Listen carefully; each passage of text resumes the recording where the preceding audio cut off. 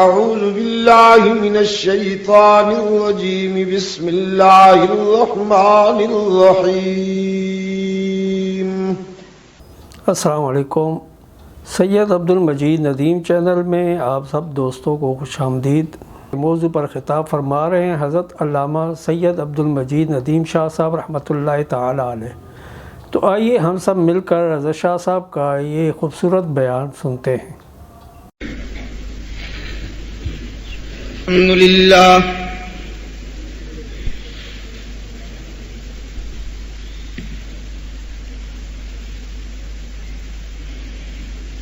الحمد لله وحده والصلاة والسلام على من لا نبي بعده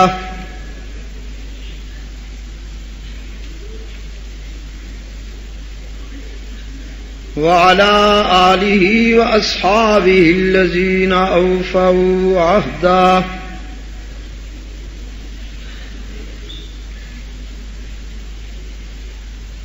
الذين هم مفاتيح الرحمة ومصابيح الغرر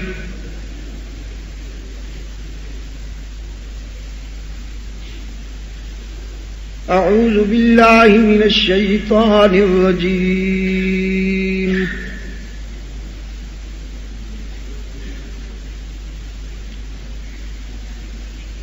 بسم الله الرحمن الرحيم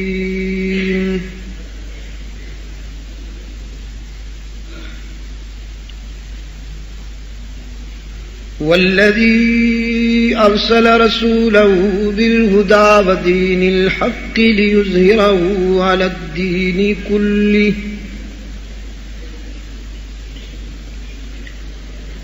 وكفى بالله شهيدا محمد رسول الله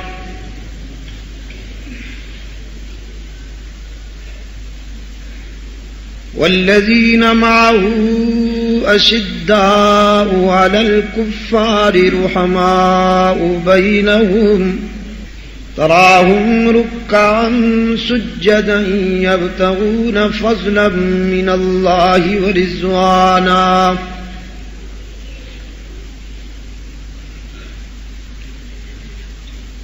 سيماهم في وجوههم من أثر السجود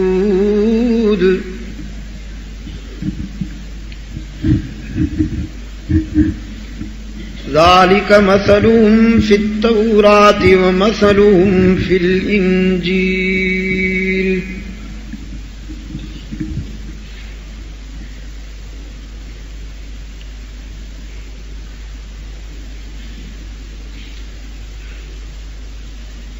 صدق الله مولانا العظيم ونحن على ذلك من الشاهدين والشاكرين والحمد لله رب العالمين۔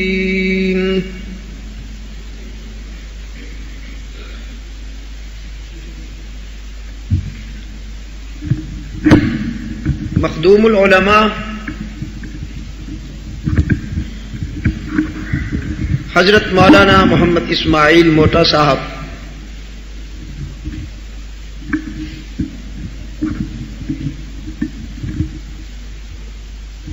و دیگر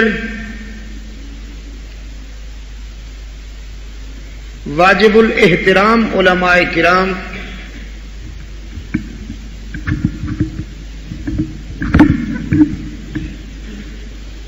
گرامی قدر بزرگوں اور عزیز دوستوں،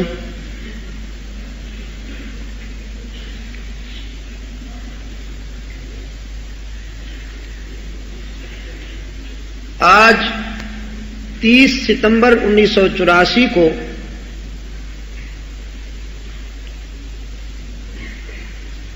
سینٹ جوزف ریونین کی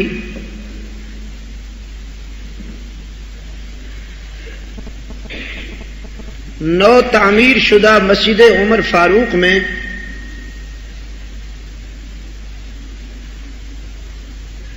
ہم اور آپ حق تعالی کا شکر ادا کرنے کے لیے جمع ہوئے ہیں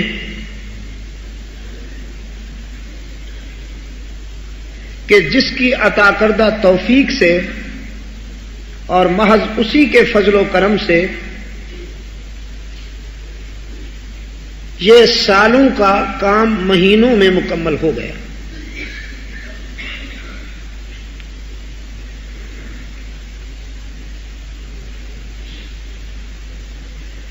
مجھ سے پہلے حضرت مولانا مدظلہ نے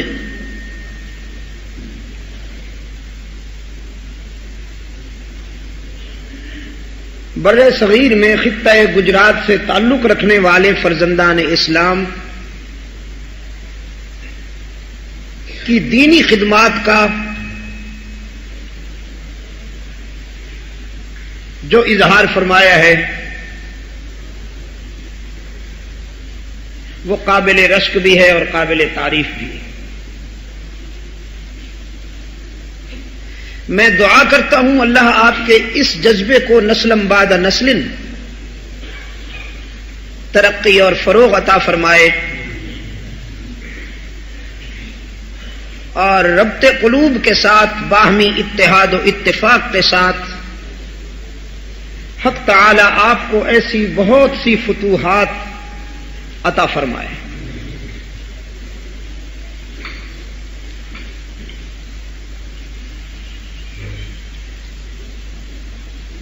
ہم نے اس مسجد کا سنگ بنیاد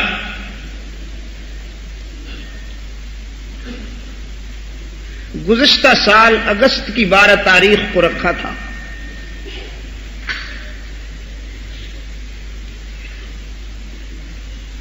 ہم خود ناقص ہیں اور ہمارے وسائل بھی ناقص ہیں.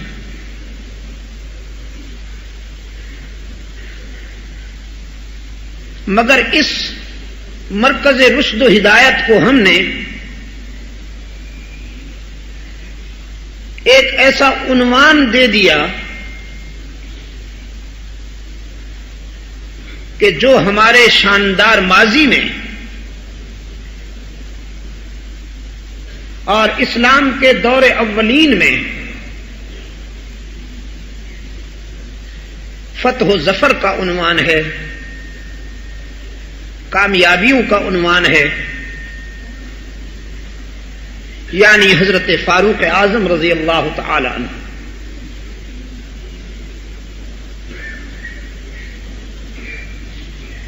ویسے تو تمام صحابہ رضوان اللہ تعالی علیہم اجمعین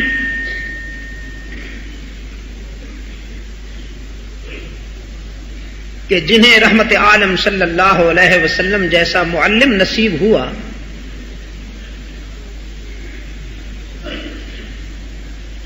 وہ سب کے سب حق و صداقت کا معیار ہیں اور ان کی عقیدت و احترام ہمارے ایمان کا جزو ہے.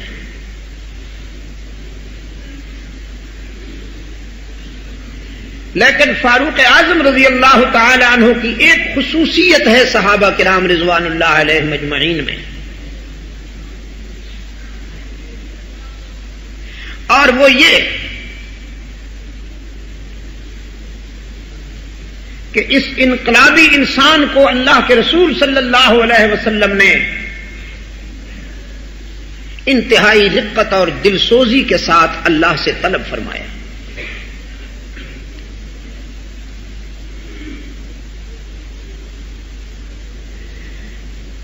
بر صغیر کا ایک درویش حضرت امیر شریعت رحمت اللہ علیہ فرمایا کرتے تھے،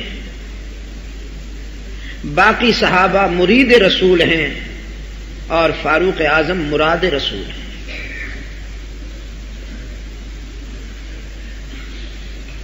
گویا باقی سب صحابہ کو اسلام کی ضرورت ہوئی اور اسلام کو عمر فاروق کی ضرورت پڑی.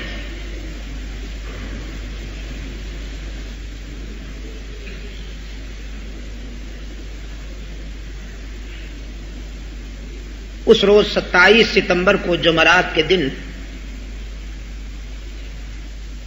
ہم نے اس مسجد میں پہلی نماز مغرب ادا کی تھی،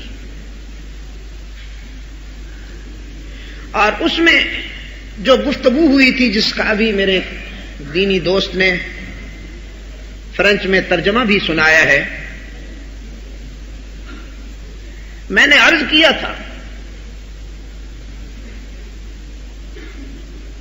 کہ فاروق اعظم رضی اللہ تعالی عنہ کی آمد سے پہلے اسلام اپنی حق و صداقت کی جلالت کے باوجود خلوت میں تھا، لیکن عمر فاروق رضی اللہ تعالی عنہ جب رسول اللہ کے قدموں میں حاضر ہو گئے تو اسلام خلوت سے جلوت میں آ گیا، اور بیت اللہ میں سب سے پہلی نماز باجماعت جو امت مسلمہ نے اپنی قائد اعظم صلی اللہ علیہ وسلم کی اقتداء میں ادا کی ہے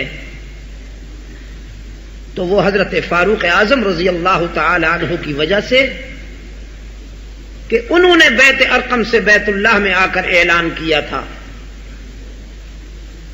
اور رحمت عالم صلی اللہ علیہ وسلم کو بیت اللہ میں نماز ادا کرنے کی درخواست کی تھی۔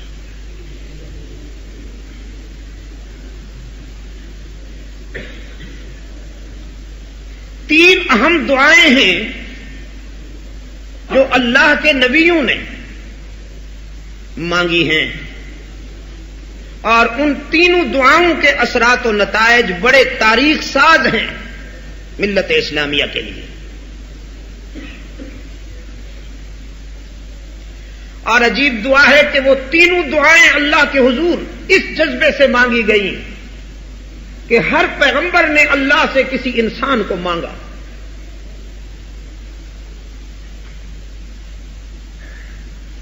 سب سے پہلی دعا تو حضرت ابراہیم علیہ الصلاۃ والسلام کی ہے،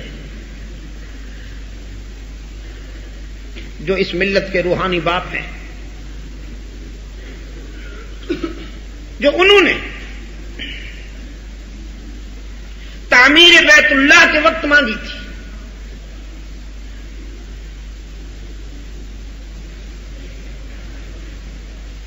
قرآن کریم نے اس دعا کو من و عن محفوظ کر رکھا ہے اپنے دامن میں۔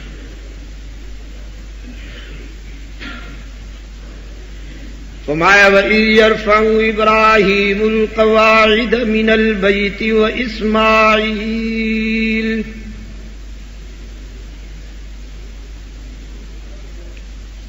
رَبَّنَا تَقَبَّلْ مِنَّا إِنَّكَ أَنْتَ السَّمِيعُ الْعَلِيمُ۔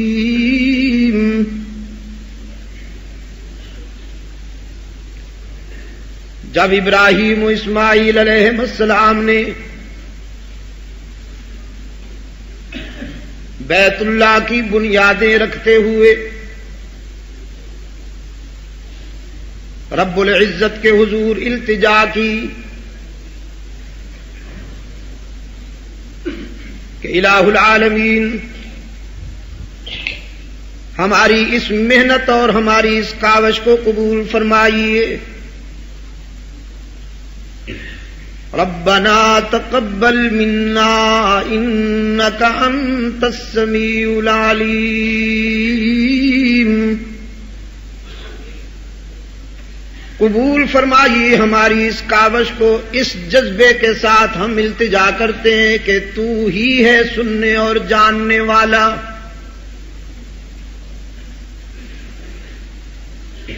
ربنا وجعلنا مسلمین لک ومن ذریتنا امة مسلمة لک، اور اے ہمارے معبود ہمیں اور ہماری اولاد کو سراپا تسلیم و رضا کر اپنے اس مقدس گھر کے سامنے جھکنے والا بنا، وَأَرِنَا مَنَاسِكَنَا، اور اس کے ادب و احترام کے قرینے بھی سکھا، وَتُبْ عَلَيْنَا انک انت التواب الرحیم۔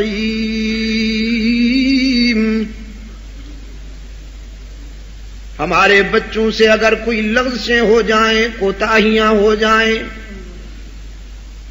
تو ہم پیشگی معذرت چاہتے ہیں، ہمارے بچوں سے لغزشوں اور کوتاہیوں کو بھی نظر انداز فرما،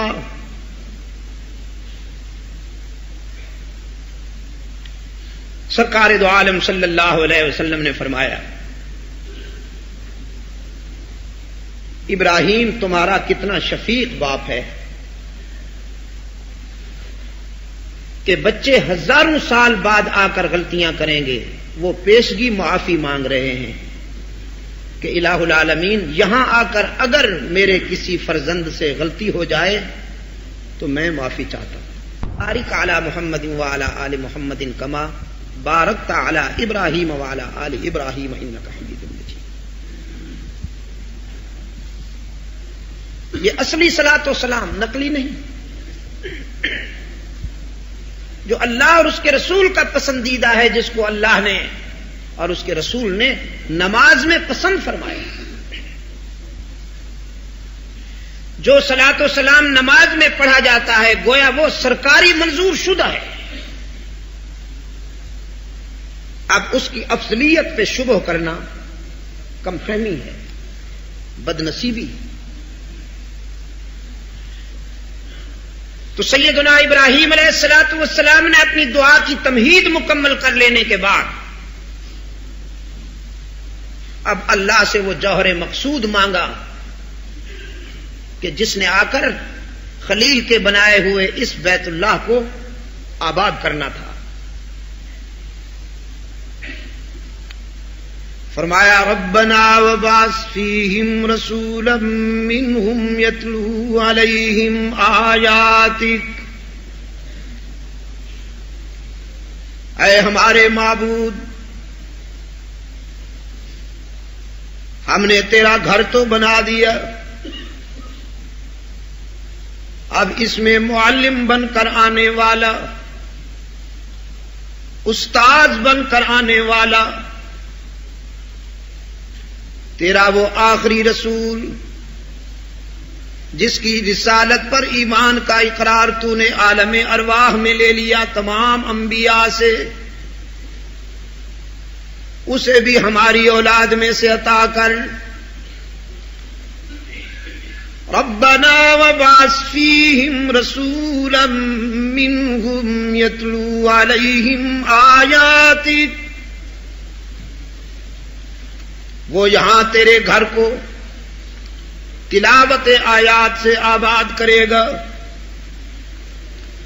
وَيُعَلِّمُهُمُ الْكِتَابَ وَالْحِكْمَةَ،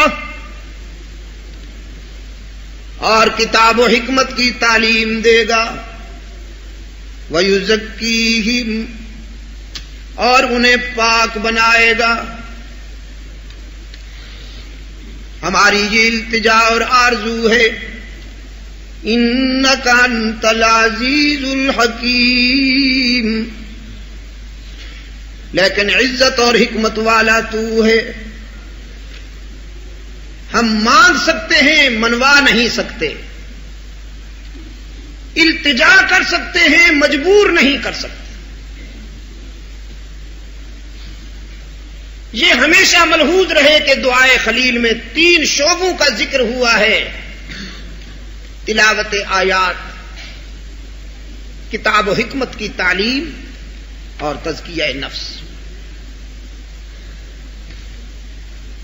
جمہور اہل سنت و جماعت کا یہ عقیدہ ہے کہ حضرت ابراہیم علیہ الصلوۃ والسلام کی دعا میں جن 3 شعبوں کا ذکر ہوا ہے، رحمت عالم صلی اللہ علیہ وسلم ان تینوں میں کامیاب ہوئے ہیں۔ تلاوت آیات بینات میں بھی، کتاب و حکمت کی تعلیم میں بھی، اور اپنے رضاکاروں اور شاگردوں کو پاک بنانے میں بھی۔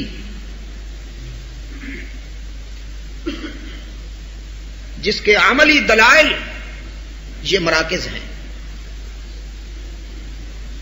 قیامت تک قرآن کریم کو تجوید کے ساتھ، ترتیل کے ساتھ، ترسیل کے ساتھ اور توقیر کے ساتھ پڑھنے والے قراء حضرات رسول اللہ صلی اللہ علیہ وسلم کی تلاوت آیات بینات کی کامیابی کی دلیل ہیں، اور وہ دینی مدارس کہ جہاں قال اللہ اور قال رسول کی شمع روشن ہیں، جن سے علماء کے لشکر تیار ہو رہے ہیں اور ہزاروں سینوں میں قرآن و سنت کے انوار و تجلیات اتارے جا رہے ہیں، یہ رسول اللہ صلی اللہ علیہ وسلم کی تعلیم کتاب و حکمت کی کامیابی کا برہان ہے۔ اور روحانی اصلاح کے مراکز کہ جہاں قلب و نظر کی اصلاح ہوتی ہے، تزکیہ نفس ہوتا ہے، یہ حضور اکرم صلی اللہ علیہ وسلم کے تزکیہ نفس کے شعبے کی کامیابی کی عملی دلیل ہے۔ میرے عزیز دوستو، دوسری دعا حضرت موسیٰ علیہ الصلوۃ والسلام کی ہے کہ جب وہ دعوت و تبلیغ کے سفر پر تیار ہیں، فرعونیت سے ٹکرانے کا ارادہ کیے ہوئے ہیں، تو اللہ کے حضور سیدنا حضرت موسیٰ علیہ الصلوۃ والسلام نے طلب کے ہاتھ بلند کیے، فرمایا رب اشرح لی صدری ویسر لی امری واحلل عقدۃ من لسانی یفقہوا قولی۔ الہ العالمین، سب سے پہلے تو شرح صدر مانگتا ہوں۔ اصل میں یہ جو دعوت و تبلیغ کی راہ ہے، اس کے لیے شرح صدر روح کی حیثیت رکھتی ہے، اور یہ شرح صدر جو ہوتی ہے نہ کتابوں سے ہوتی ہے، نہ لائبریریوں سے ہوتی ہے، نہ کتب خانوں سے ہوتی ہے، یہ محض اللہ کے فضل و کرم سے ہوتی ہے۔ وہ جس کا سینہ چاہے کھول دے۔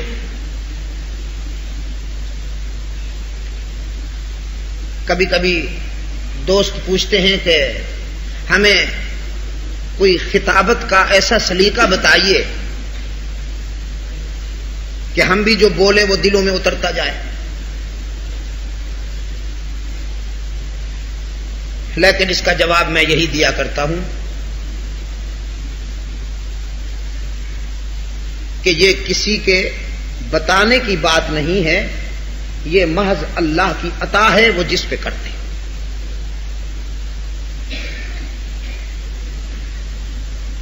ابھی حضرت فرما رہے تھے، یہ ان کی عالمانہ تواضع اور انکسار تھا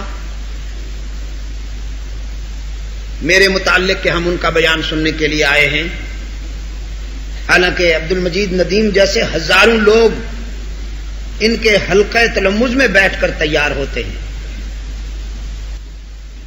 یہ معمار ہیں، ہم تو تعمیر ہیں انہی کی، اور اس تعمیر کی ہر اینٹ پہ انہی کا نام لکھا ہے، لیکن نطق و بیان کے معاملے میں یہ صحیح ہے کہ شاید جس طرح میں کسی بات کو بیان کروں وہ نہ کریں، تو اللہ نے شعبے تقسیم کر دیے ہیں اپنے بندوں میں۔ گلہائے رنگ رنگ سے ہے زینت چمن، مختلف شعبے ہیں جو تقسیم ہوئے ہیں اللہ کی طرف سے اپنے بندوں میں، اور ہر شخص اپنے مقام پہ اہم ہے، کوئی شخص غیر ضروری نہیں۔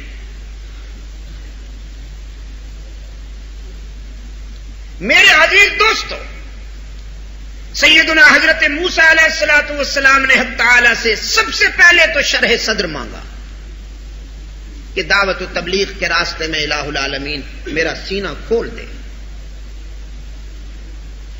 اور دوسری بات یہ کہی کہ میرے زبان میں جو عقدہ ہے، جو رکاوٹ ہے، وہ بھی دور کر دے۔ میری زبان کو سلاست عطا فرما، بلاغت عطا فرما، فصاحت عطا فرما کہ جو بولتا جاؤں وہ تیرے بندوں کے دلوں کی گہرائیوں میں اترتا جائے۔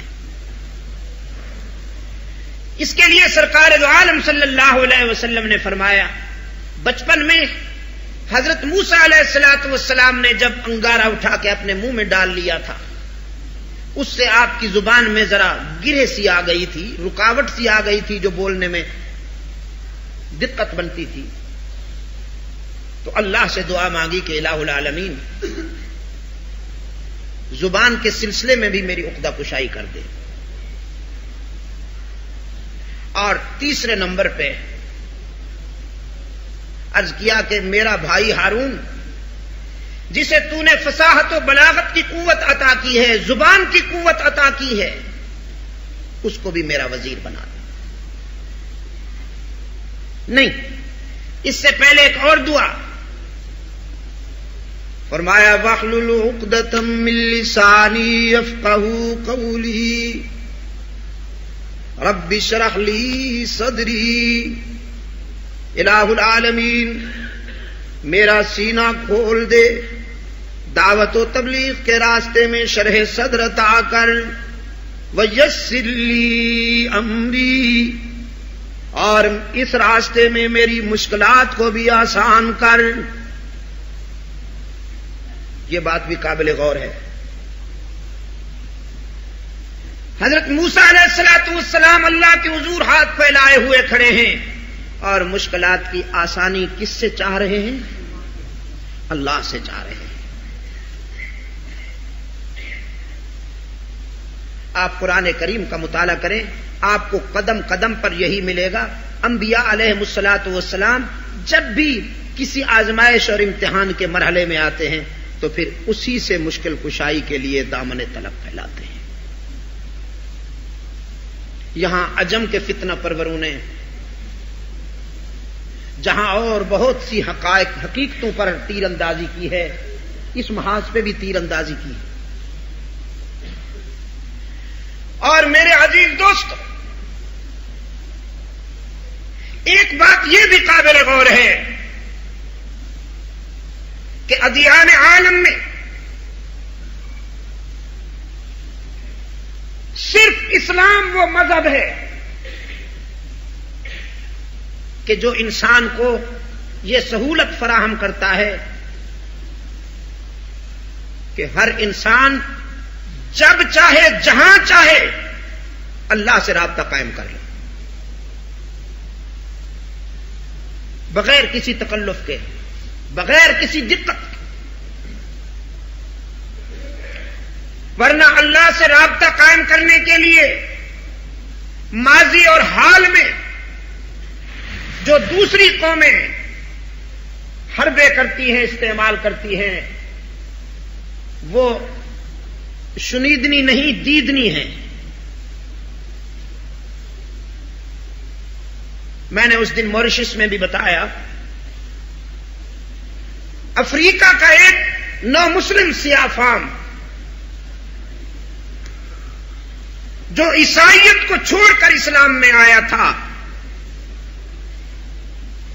میں نے اس سے پوچھا کہ تمہیں اسلام کی کون سی ادا پسند آ گئی؟ تو وہ کہنے لگا اسلام کی تو ساری ادائیں دل نشیں ہیں، پسندیدہ ہیں، لیکن سب سے زیادہ مجھے اسلام کی جس ادا نے متاثر کیا وہ یہ ہے کہ اسلام میں اللہ سے رابطہ قائم کرنے کے لیے تنکوں کا سہارا لینے کی ضرورت نہیں پڑتی، یہاں ایکسچینج کا چکر نہیں ہے، ڈائریکٹ ڈائلنگ ہے۔ میں نے اس دن موریشس میں بھی بتایا، افریقہ کا ایک نو مسلم سیاہ فام جو عیسائیت کو چھوڑ کر اسلام میں آیا تھا، میں نے اس سے پوچھا کہ تمہیں اسلام کی کون سی ادا پسند آ گئی؟ تو وہ کہنے لگا اسلام کی تو ساری ادائیں دل نشیں ہیں، پسندیدہ ہیں، لیکن سب سے زیادہ مجھے اسلام کی جس ادا نے متاثر کیا وہ یہ ہے کہ اسلام میں اللہ سے رابطہ قائم کرنے کے لیے تنکوں کا سہارا لینے کی ضرورت نہیں پڑتی. یہاں ایکسچینج کا چکر نہیں ہے، ڈائریکٹ ڈائلنگ ہے. جب چاہو رابطہ قائم کرو.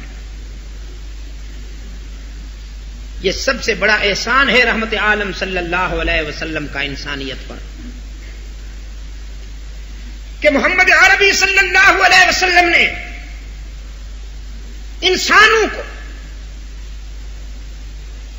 اللہ سے تعلق قائم کرنے میں وہ آسان راستہ بتا دیا ہے کہ جو دوسرا کوئی نہیں بتا سکا. میں نے اس سے کہا ذرا تم اس کی مزید وضاحت کرو، تو وہ کہنے لگا مزید وضاحت یہ ہے کہ جب ہم عیسائی تھے تو ہمیں پادری کہتا تھا تم گناہگار ہو، روسیا ہو، تم اس قابل نہیں ہو کہ خدا تمہاری سنے. وہ گناہگاروں کی نہیں سنتا. ہم خدا کے پیارے ہیں، تمہاری سنتا نہیں، ہماری ٹھکراتا نہیں. تو تمہاری ہمارے آگے، ہماری اس کے آگے. تم ہمیں خوش کیا کرو، ہم اس کو راضی کریں گے. وہ کہنے لگا ہم پادری کو خوش کرنے میں لگے رہتے تھے، اور کسی انسان کو خوش کرنا تو مستقل ایک درد سر ہے. ہر وقت دھڑکا لگا رہتا تھا کہ کہیں یہ ناراض نہ ہو جائے تو وہ ناراض ہو جائے گا. یہ بات کچھ دل کو لگتی نہیں تھی. ایک دن قرآن کریم کا نسخہ انگلش ترجمے والا میرے ہاتھ آ گیا. میں نے اس نقطۂ نظر سے قرآن کریم کو پڑھا کہ دیکھوں یہاں اللہ سے رابطہ قائم کرنے کا معیار کیا ہے.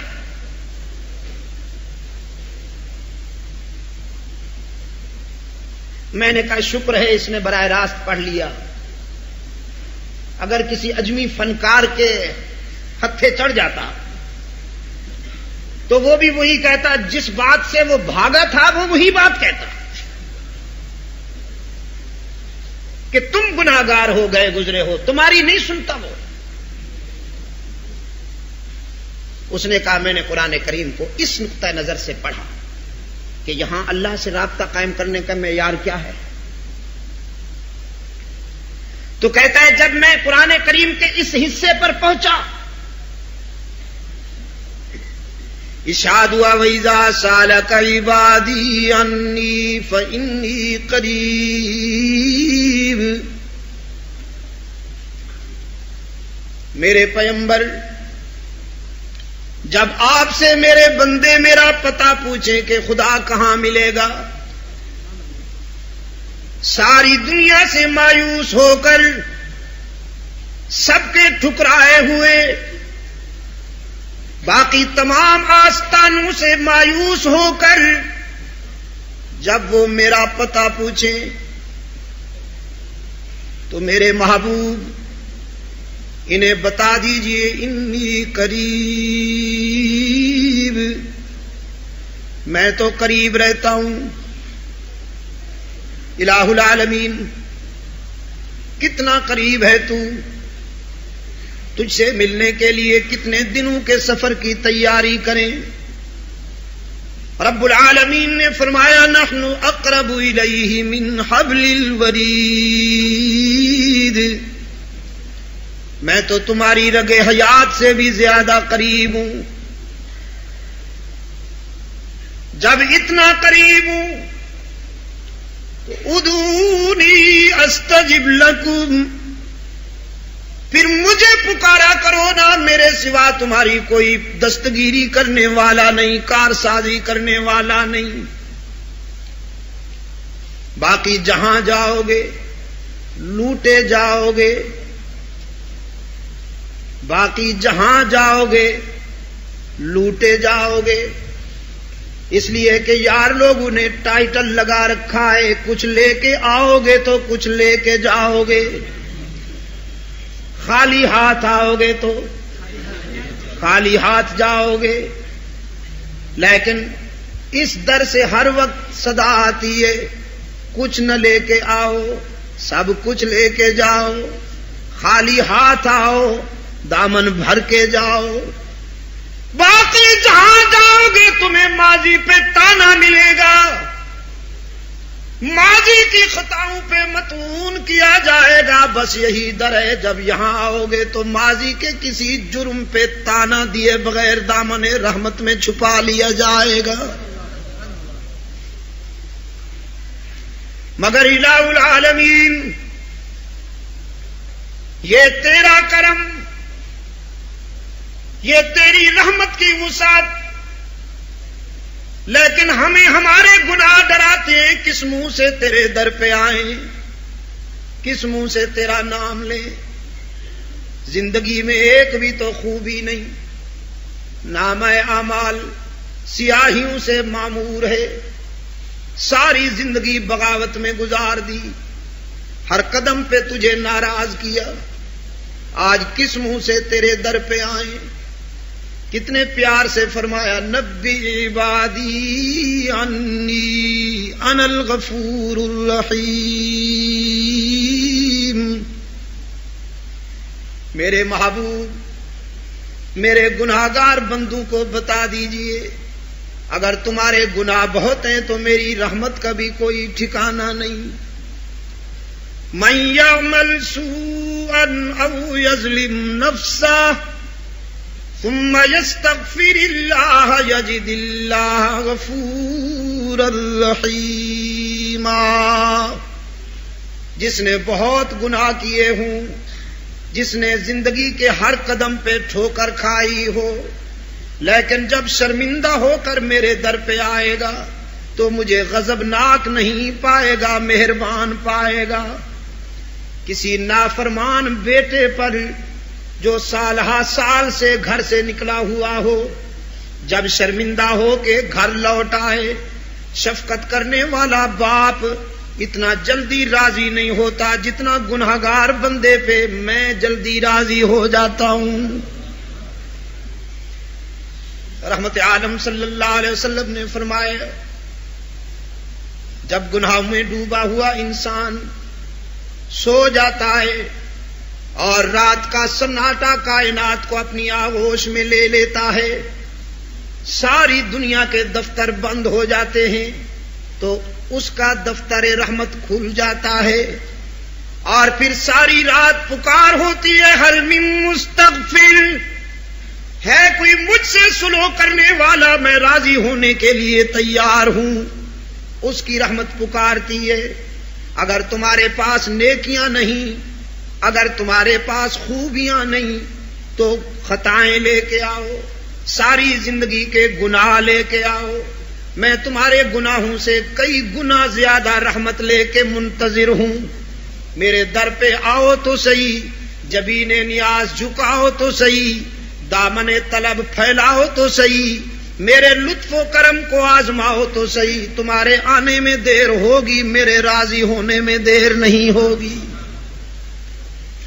حدیث قدسی ہے، سرکار دو عالم صلی اللہ علیہ وسلم نے فرمایا، جب کوئی معمر سفید ریش سفید بالوں والا گناہگار جس نے پوری زندگی خطاؤں میں گزار دی ہے، جس کے نامہ اعمال میں ایک بھی سجدہ نہیں، لیکن اب زندگی کی شام ہو گئی، جوانی چلی گئی، شباب چلا گیا، دولت چلی گئی، اولاد نے بھی نظریں پھیر لی، نشہ کافور ہو گیا، سر کانپنے لگا، ہاتھوں اور پاؤں میں لرزہ طاری ہو گیا، نقاہت میں کمر جھک گئی، زبان بولنے سے باغی ہو گئی، آنکھیں دیکھنے سے باغی ہو گئی، کان سننے سے منکر ہو گئے، ضعیفی اور ناتوانی میں گھرا ہوا بوڑھا گناہگار،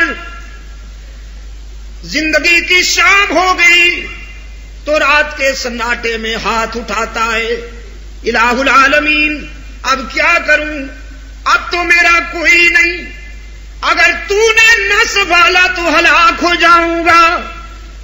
رب العالمین نے فرمایا، میرے محبوب اسے اچھی طرح جانتا ہوں، کہ پوری زندگی بغاوت میں گزار دی، لیکن آج جب یہ مجھے یاد کرتا ہے تو میں اسے مایوس نہیں کرتا، میں اسے اپنے در سے خالی دامن نہیں لوٹاتا، اس لیے کہ مجھے اس کے سفید بالوں سے حیا آ جاتی ہے۔ یہ نہیں جانتا، میں تو جانتا ہوں کہ میرے سوا اس کا کوئی نہیں، میں اسے اپنے دامن رحمت میں لے لیتا ہوں اور ہلاکت سے بچا لیتا ہوں۔ تم کو شکوہ ہے ہمارا مدعا ملتا نہیں، اور دینے والے کا گلہ یہ ہے گدا ملتا نہیں۔ بے نیازی دیکھ کر بندے کی کہتا ہے کریم، دینے والا دے کسے دستے دعا ملتا نہیں۔ میں نے اس دن بھی ایک واقعہ سنایا تھا، شیخ سعدی مرحوم نے ایک ریاکار صوفی کا واقعہ لکھا ہے۔ زاہد تھا، بڑا نیک، شب خیز، ساری رات عبادت کرتا رہتا تھا، لیکن صبح اٹھ کر لوگوں کو کہتا تم تو غافل ہو، سوئے رہتے ہو، بدبخت ہو، مجھے دیکھو ساری رات عبادت کرتا ہوں ماشاءاللہ، نماز میں اور قیام میں اور ذکر و فکر میں ساری رات گزر جاتی ہے۔ جب کوئی اس کی تعریف کرتا تھا تو بڑی خوشی ہوتی تھی اسے۔ 40 سال کے بعد اللہ نے فرمایا تمہارا ایک بھی سجدہ ہم قبول نہیں کرتے، ساری عبادت تمہارے منہ پہ مارتے۔ یہ بڑا نازک سفر ہے، اس میں 2-4 بہت سخت مقام آتے ہیں، بیرونی خطرات سے زیادہ اندرونی خطرات زیادہ ہوتے ہیں۔ آپ جو ہی اس سفر میں چلیں گے نفس دھوکہ دے گا، تو بڑا نیک ہے، باقی سب شیطان ہے، جنت تیرے نام ملاٹ ہو گئی ہے، بس تیرے سوا کوئی نہیں جا سکتا۔ خوش نصیب وہ ہوتے ہیں جنہیں اپنی کمزوریاں نظر آئیں اور دوسروں کی خوبیاں نظر آئیں، اور وہ بازی ہار جاتے ہیں جنہیں اپنی خوبیاں نظر آئیں اور دوسروں کی کمزوریاں نظر آئیں۔ اللہ نے یہ 2 آنکھیں کس لیے دی ہیں؟ اس لیے کہ ایک آنکھ سے اپنی کمزوریاں دیکھو اور دوسری آنکھ سے دوسروں کی خوبیاں دیکھو، لیکن ہم کیا کرتے ہیں؟ دونوں آنکھیں اپنی خوبیاں دیکھنے میں لگا رکھی، اور اگر کبھی فرصت ملتی ہے تو پھر دونوں آنکھیں پھاڑ پھاڑ کے دوسروں کی کمزوریاں تلاش کرتے ہیں، اور یہی ہماری شکست شروع ہو جاتی ہے۔ اللہ نے فرمایا تمہارا ایک بھی سجدہ قبول نہیں ہے، ساری کی ساری عبادت ہم تمہارے منہ پہ مارتے ہیں، جاؤ۔ تنہا بیٹھا رو رہا ہے، کسی کو بتاتا نہیں کہ کیا ہو گیا۔ ایک بے تکلف دوست کے اصرار پر اس نے بتایا کہ اتنے طویل عرصہ کی عبادت رائے گا گئی ہے، کوئی سجدہ قبول نہیں ہوا، اتنے بڑے نقصان پہ میں نہ رہوں۔ وہ دوست بھی کوئی عجیب تھا، اس نے کہا جب 40 سالہ عبادت کی کوئی قیمت نہیں پڑی تو اب مزید کب تک چکرے مارتے رہو گے؟ چھوڑ دو، رند بن جاؤ، مزے کرو۔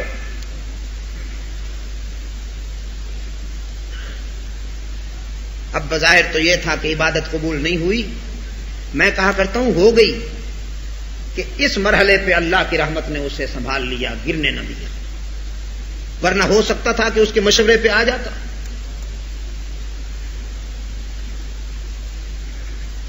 فرمایا توانی ازاں دل بپرداختن، توانی ازاں دل بپرداختن، دانی کے بے او تما ساختن۔ یہ تو نے کیا مشورہ دے دیا کہ اس کا در چھوڑ کر چلا جاؤں، لیکن یہ تو بتا کے جاؤں کس در پہ؟ اس کو تو سجدہ کرنے والوں کی کمی نہیں، تسبیح کرنے والوں کی کمی نہیں، قیام اور طواف کرنے والوں کی کمی نہیں، کائنات کا ذرہ ذرہ اس کی حمد و تسبیح میں مصروف ہے، لیکن میرے لیے تو اس کے سوا کوئی در نہیں۔ توانی ازاں دل بپرداختن، دانی کے بے او تواں ساختن۔ وہ قبول کرے نہ کرے لیکن میرے سجدے تو اسی کے لیے مخصوص رہیں گے، میں اس کا در چھوڑ کے کہیں نہیں جا سکتا۔ تنگ دستی کے جو ہاتھوں سے میں گھبراتا ہوں، پر درے غیر پہ جاتے ہوئے شرماتا ہوں۔ ہاتھ پھیلانے میں محتاج کو غیرت کیسی، شرم اتنی ہے کہ بندہ تیرا کہلاتا ہوں۔ سارا دن روتا رہا، رات آئی، اب سجدے میں گرا تو فرمایا قبول است گرچہ ہنر نیستت، قبول است گرچہ ہنر نیستت، کہ جز ما پناہ دیگر نیستت۔ آج ہم نے تیرا یہ سجدہ بھی قبول کر لیا، اور گزشتہ 40 سالہ زندگی کے سارے سجدے قبول کر لیے، اس لیے کہ جب تیرے منہ سے ہم نے یہ سنا کہ ہمارے سوا تیرا کوئی در نہیں، تو ہمیں بھی حیا آ گئی کہ ہم تجھے کیوں تنہا چھوڑ دیں۔ اصل میں ہمارے رخ پھرنے میں دیر ہے، اس کے راضی ہونے میں کوئی دیر نہیں۔ تو وہ افریقہ کا سیاہ فام انسان کہنے لگا اسلام کی اس ادا نے مجھے لوٹ لیا کہ آؤ یار زندگی اسی فکر کے حوالے کر دیں، زندگی اسی مذہب کے حوالے کر دیں کہ جہاں سب سے زیادہ آسان بات اللہ سے رابطہ قائم کرنا ہے۔ دنیا کے کسی حاکم سے آپ ملیں گے، کسی بڑے آدمی سے ملیں گے تو بہت ساری رکاوٹیں پیش آ سکتی ہیں، لیکن اللہ سے رابطہ قائم کرنے میں کوئی دیر نہیں لگے۔ وہ ہر وقت ہر جگہ ہر کسی کی سنتا ہے اور بہرحال سنتا ہے۔ تو میں عرض یہ کر رہا تھا کہ حضرت موسیٰ علیہ السلام نے فرمایا رب اشرح لی صدری، الہ العالمین سب سے پہلے شرح صدر کی توفیق عطا کر، میرا سینہ کھول دے، ویسر لی امری، اور میرے تمام امور میں آسانی پیدا کر، میری مشکلات میں بھی آسانی پیدا کر کہ تو ہی میرا مشکل کشا ہے۔ حضرت موسیٰ علیہ السلام کا مشکل کشا کون ہے بھائی؟ حضرت موسیٰ علیہ السلام کا مشکل کشا کون ہے؟ کیوں گزشتہ مرتبہ نہیں کہا گیا تھا؟ مولانا بزرگ نہیں کہا گیا تھا؟ چپ ہیں، شاید نہیں کہا ہوگا۔ اصل میں آپ کو بچانا چاہتے ہیں، ورنہ میں کیسے نہ کہوں، یہ تو میرا وظیفہ حیات ہے۔ وہ صفات کے جو اللہ کے لیے مخصوص ہیں، جب ان کا اظہار و اقرار و اعلان کیا کیجئے تو حسر کی ضربیں لگایا کیجئے، اس لیے کہ بھی کے بیمار یہ عجمی فنکار وہ بیماریاں پیدا کرتے پھرتے ہیں اذہان و قلوب میں، تو ضروری ہو گیا ہے کہ آپ ہی کی ضربیں لگایا کیجئے۔ حضرت موسیٰ علیہ السلام کا مشکل کشا، یہ ہی پہ زور دیجئے، زور دیجئے ہی پہ، اور اتنا زور دیجئے کہ سمندروں کی لہروں سے ہوتا ہوا ہی موریشس میں پہنچ جائے۔ حضرت موسیٰ علیہ السلام کا مشکل کشا، اللہ آپ کو بھی سے بچائے، ہمیشہ اللہ آپ کو بھی سے بچائے۔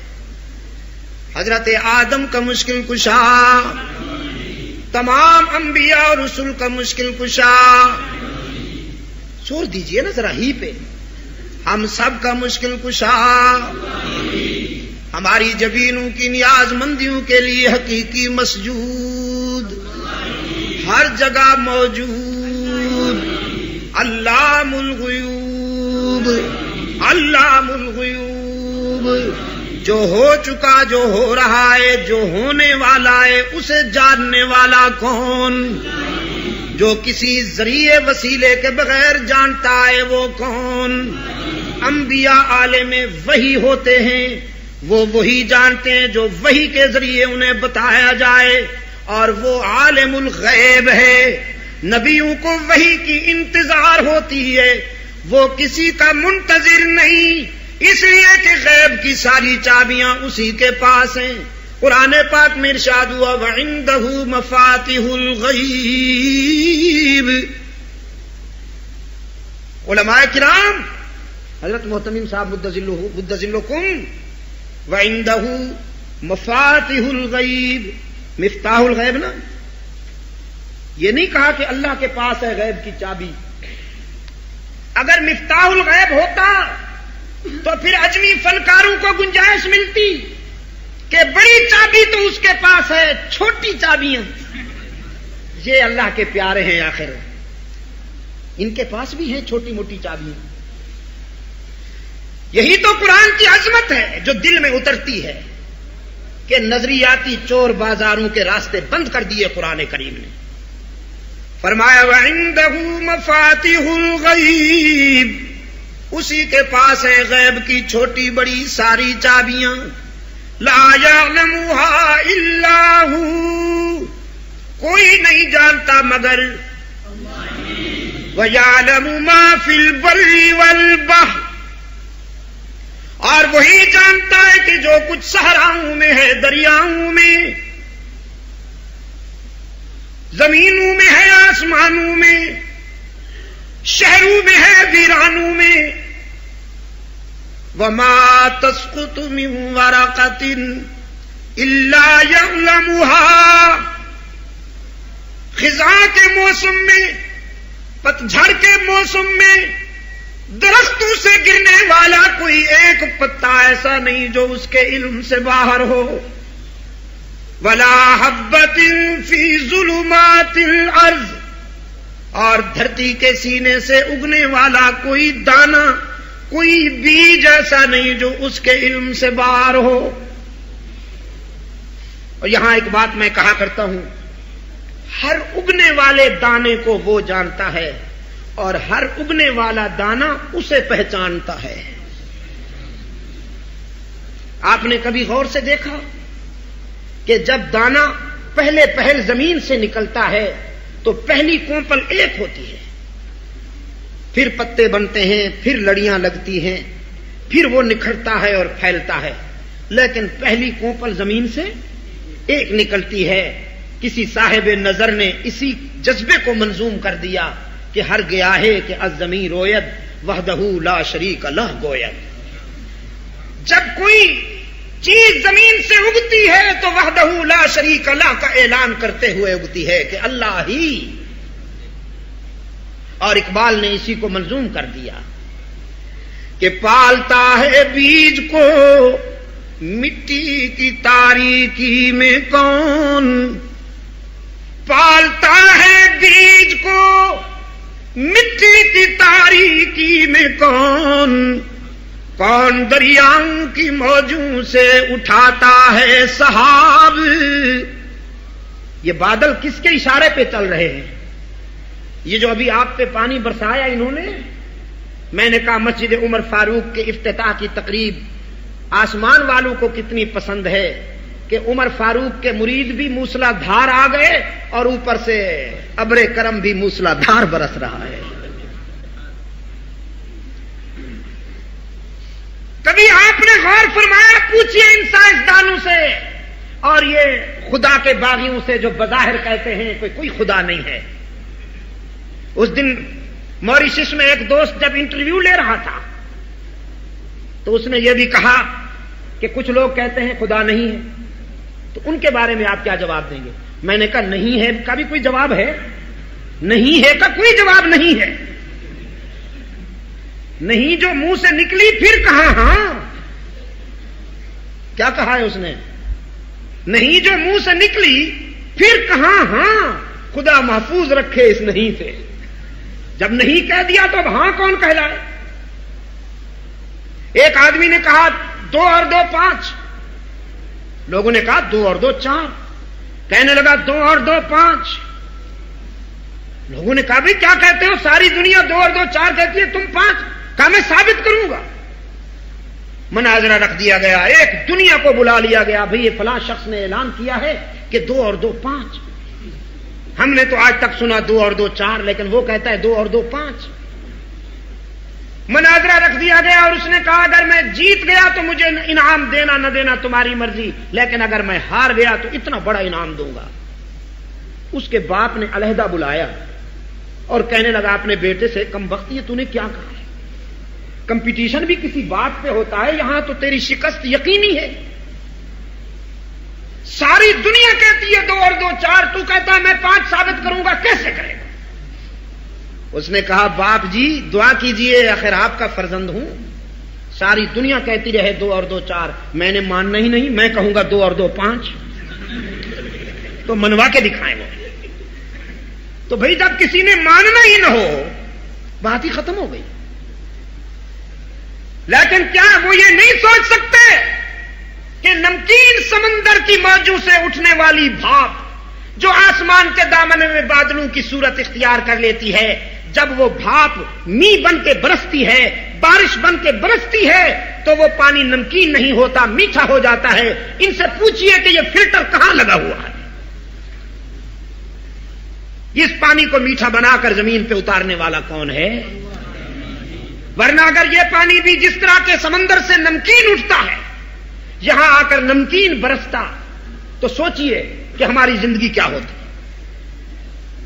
لیکن یہ اس کا کرم ہے, آپ کے تو گھر کی بات ہے, سامنے یہیں سے بھاپ اٹھ کر اوپر چلی جاتی ہے, اور وہ جب برستا ہے تو پھر میٹھا پانی بن کے برستا ہے.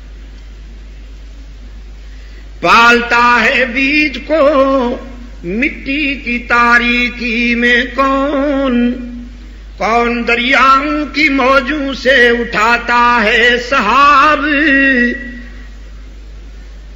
کون لایا کھینچ کر پچھم سے بادے سازگار, خاک یہ کس کی ہے کس کا ہے یہ نور آفتاب, اور کس نے بھر دی موتیوں سے خوشائے گندم کی جیب, موسموں کو کس نے سکھلائی ہے خوئے انقلاب. سائنسدان تو کہتے ہیں سورج کا رخ اب یوں ہو گیا تو ادھر گرمی ادھر سردی ہو گئی, یوں ہو گیا تو ادھر گرمی ادھر سردی ہو گئی, اور ہم کہتے ہیں اس کا اشارہ یوں ہو گیا تو ادھر گرمی آئی, یوں ہو گیا تو ادھر گرمی آئی. اسی کے اشارے پہ کائنات کا نظام چل رہا ہے. اب یہاں سردیاں شروع ہو رہی ہیں اور ادھر یہاں گرمیاں شروع ہو رہی ہیں, اور ادھر انڈیا پاکستان میں سردیاں شروع ہو رہی ہیں. پھر وہاں گرمیاں شروع ہوں گی تو یہاں سردیوں کی آمد ہو جائے گی.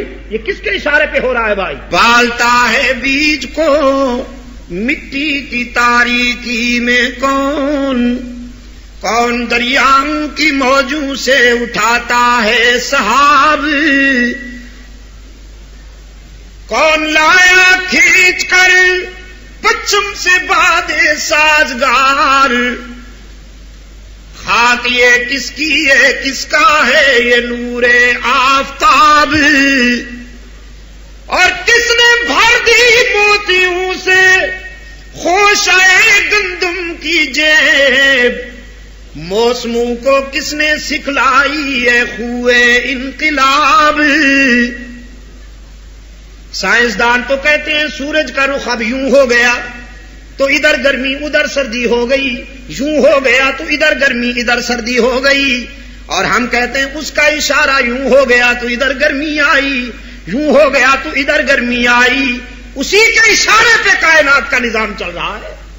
اب یہاں سردیاں شروع ہو رہی ہیں اور ادھر یہاں گرمیاں شروع ہو رہی ہیں, اور ادھر انڈیا پاکستان میں سردیاں شروع ہو رہی ہیں.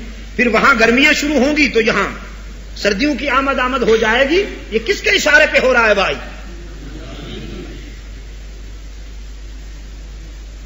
تو میں عرض کر رہا تھا, معذرت چاہتا ہوں, اصل میں جب تک اس کی توحید بیان نہ ہو کچھ طبیعت میں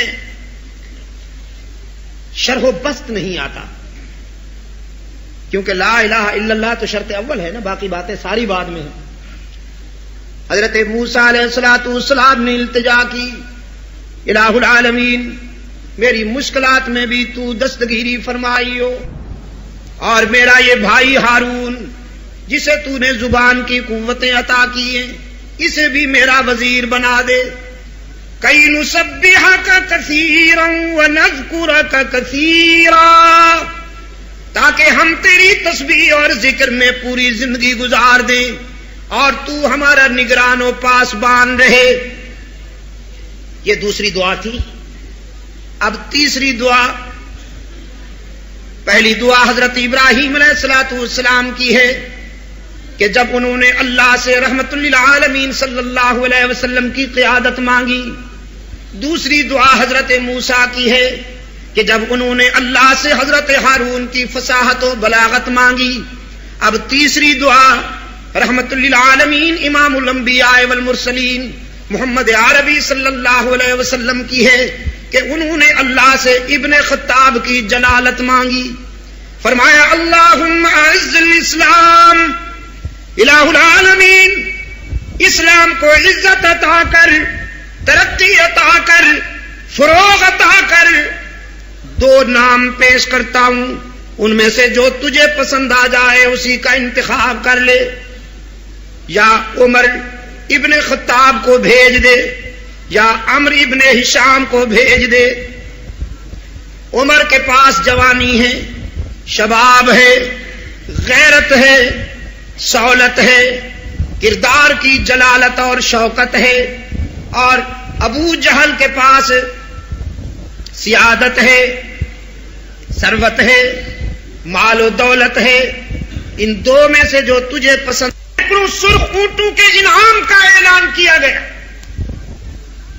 اور یہ بھی کہا گیا کہ جو جوان جا کے ابن عبداللہ کا سر قلم کرے گا وہ جس خاندان سے چاہے گا اس کو رشتہ دے دیا جائے گا۔ ابن خطاب اٹھے، فرمایا انعام اپنے پاس رکھو، یہ کام میں کروں گا۔ شمشیر بکف ہو کے آئے ہیں، لیکن راستے میں بہنوئی کی ملاقات ہوئی، ان کی زبانی پتہ چلا کہ اسلام تو بحمد اللہ میرے گھر میں قدم رکھ چکا ہے۔ بہن اسلام قبول کر چکی تھی، غصے میں تڑپتے ہوئے بہن کے گھر آئے، دور سے قرآن کریم کی صدائیں کان میں پڑی۔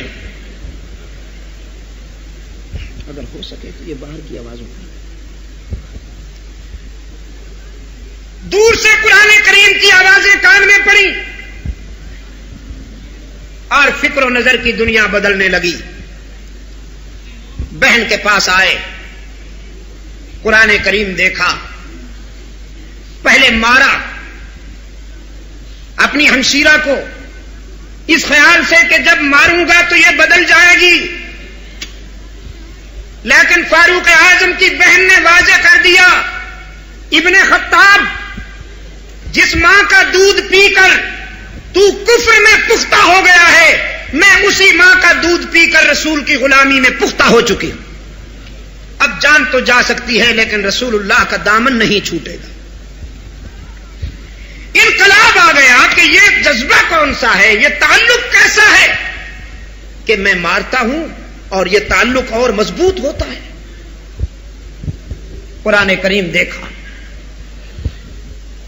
اور یہاں سے اٹھ کر سیدھے رسول اکرم صلی اللہ علیہ وسلم کی خدمت میں آئے۔ اللہ کے رسول صلی اللہ علیہ وسلم نے ابن خطاب کو سینے سے لگایا، دعا ہوئی، صحابہ کرام نے مسرت اور خوشی کے عالم میں نعرہ تکبیر بلند کیا۔ میدان جنگ سے ہٹ کر عام حالات میں یہ پہلا نعرہ تکبیر تھا جو بلند ہوا فاروق اعظم کی آمد پر رضی اللہ تعالی عنہ۔ اور جیسا کہ میں نے اس دن عرض کیا، فاروق اعظم کے آتے ہی اسلام جلوت میں آ گیا، دعوت و تبلیغ کھلے بندوں ہونے لگی، اور پھر رسول اللہ صلی اللہ علیہ وسلم کے فیض نظر نے یہ کام کیا کہ وہ جو کفر میں نامور تھا اسلام میں ایسا نامور ہوا کہ اس کی رائے اور اس کی تجویز عرش بری سے قرآن بن کے اترتی تھی. اللہ کے رسول صلی اللہ علیہ وسلم نے کریڈٹ عطا کیا. اگر اللہ نے میرے بعد کسی اور کو نبی بنانا ہوتا تو میرا عمر اس قابل تھا کہ اس کے سر پہ نبوت کا تاج رکھا جاتا. ریونین کے دوستو، جس امت میں فاروق اعظم جیسے جلیل القدر شاگرد رسول کے نبی ہونے کی کوئی گنجائش نہیں، اس امت میں مرزا غلام قادیانی کے لیے کیسے گنجائش ہو سکتی؟ اللہ کی کروڑوں رحمتیں ہوں ان درویشوں پر کہ جنہوں نے اس فتنے کا کامیاب تعاقب کیا. اور آج غلام قادیانی بے نقاب ہو کر پوری دنیا کے سامنے کھل کر آ چکا ہے. یہ فتنہ علماء کرام سے عرض کرتا چلا جاؤں کہ غلام احمد نہ کہا کیجئے اس کو، صرف غلام قادیانی کہا کیجئے.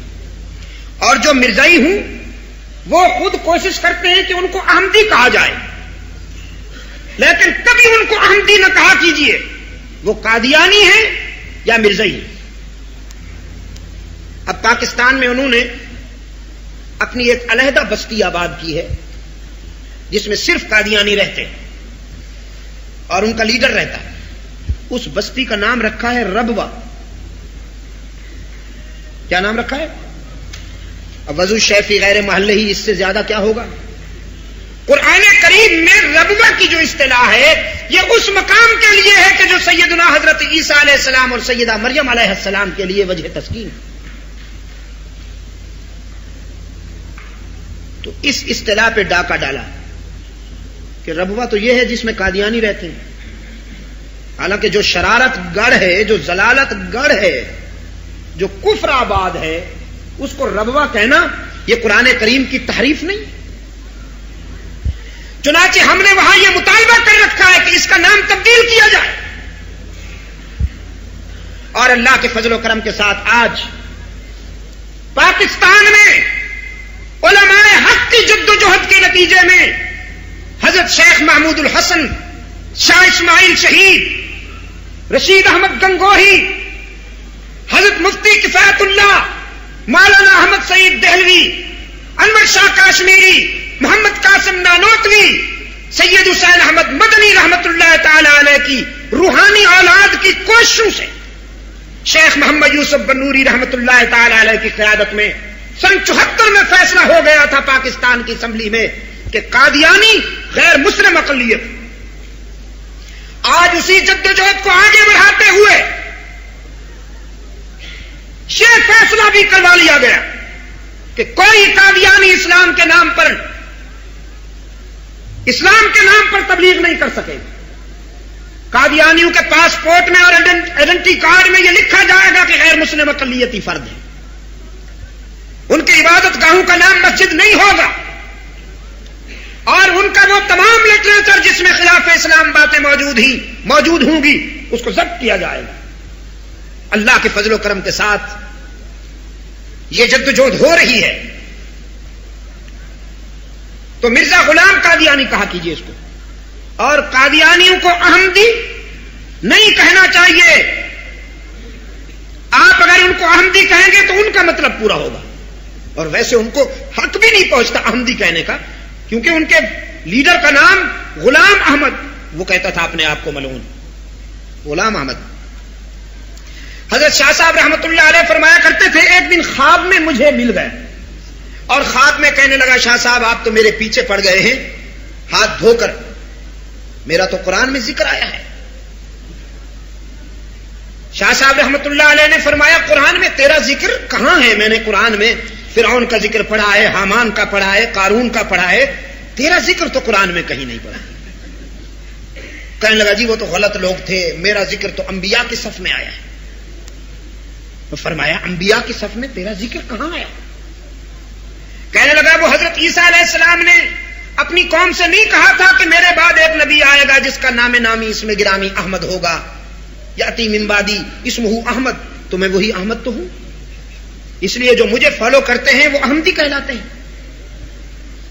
شاہ جی رحمت اللہ علیہ نے فرمایا وہ تو احمد کی بات تھی صلی اللہ علیہ وسلم، مگر تو غلام احمد ہے کم وقت، تو خود کو غلام احمد کہتا ہے۔ تو کہنے لگا جی غلام تو بس یوں ہی والدین نے ساتھ چپکا دیا ہے، یہ غیر ضروری ہے، غلام کو ہٹا دیا جائے تو پھر احمد نہیں بچتا، تو میں غلام کے بغیر والا احمد ہوں۔ حضرت شاہ صاحب رحمت اللہ علیہ نے فرمایا اچھی بات ہے، اگر تیرے غلام احمد پر غلام غیر ضروری ہے تو میرے عطا اللہ پہ عطا غیر ضروری ہے، یہ بھی والدین نے یوں ہی چپکا دیا ہے۔ تو غلام کے بغیر والا احمد تو میں عطا کے بغیر والا اللہ، میں جب اللہ کہہ رہا ہوں کہ تو میرا نبی نہیں ہے تو پھر تجھے گنجائش کہاں سے مل گئی؟ میں خود جب تجھے مسترد کرتا ہوں۔ تو یہ غلام قادیانی صرف اس کو غلام احمد نہیں کہنا چاہیے۔ میرے عزیز دوستو، فاروق اعظم رضی اللہ تعالیٰ عنہ رحمت عالم صلی اللہ علیہ وسلم کے فیض نظر نے پھر اسے اتنا جلالت شان عطا فرمائی ہے کہ رسول اللہ کے حلقے میں بیٹھ کر یہ رائے دیتا ہے اور وہ تجویز قرآن بن کے اترتی ہے۔ آج ہمیں اور آپ کو پردے کی نعمت نصیب ہے، الحمدللہ ثم الحمدللہ۔ یہ پردہ نعمت ہے کہ نہیں بھائی؟ نعمت ہے، اللہ کا شکر ادا کیجئے اور اللہ سے توفیق مانگیے کہ اللہ ہمیں یہ توفیق عطا فرمائے کہ ہم اس نعمت کی قدر کر سکیں۔ لیکن یہ کس کی تجویز پہ آیا؟ فاروق اعظم رضی اللہ تعالیٰ عنہ کی تجویز پہ۔ ایک دن سرکار دو عالم صلی اللہ علیہ وسلم کی خدمت میں عرض کرتے ہیں اللہ کے رسول، ازواج مطہرات کے لیے پردہ ہونا ضروری ہے، میری غیرت کا تقاضا ہے کہ پیغمبر کی گھر والیاں بے پردہ ہو کے گھروں سے باہر نہ نکلا کریں۔ رحمت عالم صلی اللہ علیہ وسلم نے فرمایا بڑی اچھی بات ہے، مجھے بھی اتفاق ہے آپ کی اس تجویز سے، لیکن یہ تجویز اس وقت تک تجویز ہی رہے گی جب تک کہ اللہ اس کو پسند نہ فرما لے۔ میں قانون کا مبلغ ہوں، قانون وہاں سے بنتا ہے، میں اس کی تبلیغ کرتا ہوں۔ قانون ساز ادارہ فرش پہ نہیں عرش پہ ہے۔ رب العالمین نے فرمایا یا ایھا النبی قل لازواجک وبناتک ونساء المؤمنین،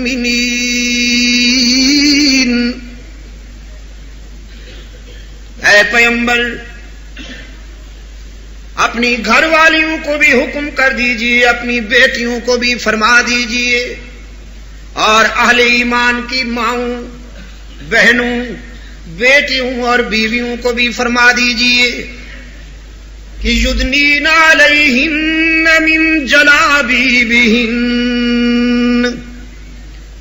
آئندہ جب بھی یہ گھروں سے باہر نکلا کریں تو اپنے چہرے چادروں سے ڈھانپ لیا کریں۔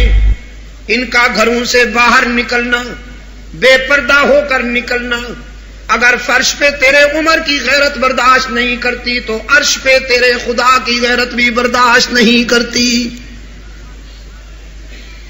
فاروق اعظم رضی اللہ تعالی عنہ کی رائے تھی غزوہ بدر کے نتیجے میں جنگی قیدی بن کر آنے والے مشرکین کو تہ تیغ کر دیا جائے۔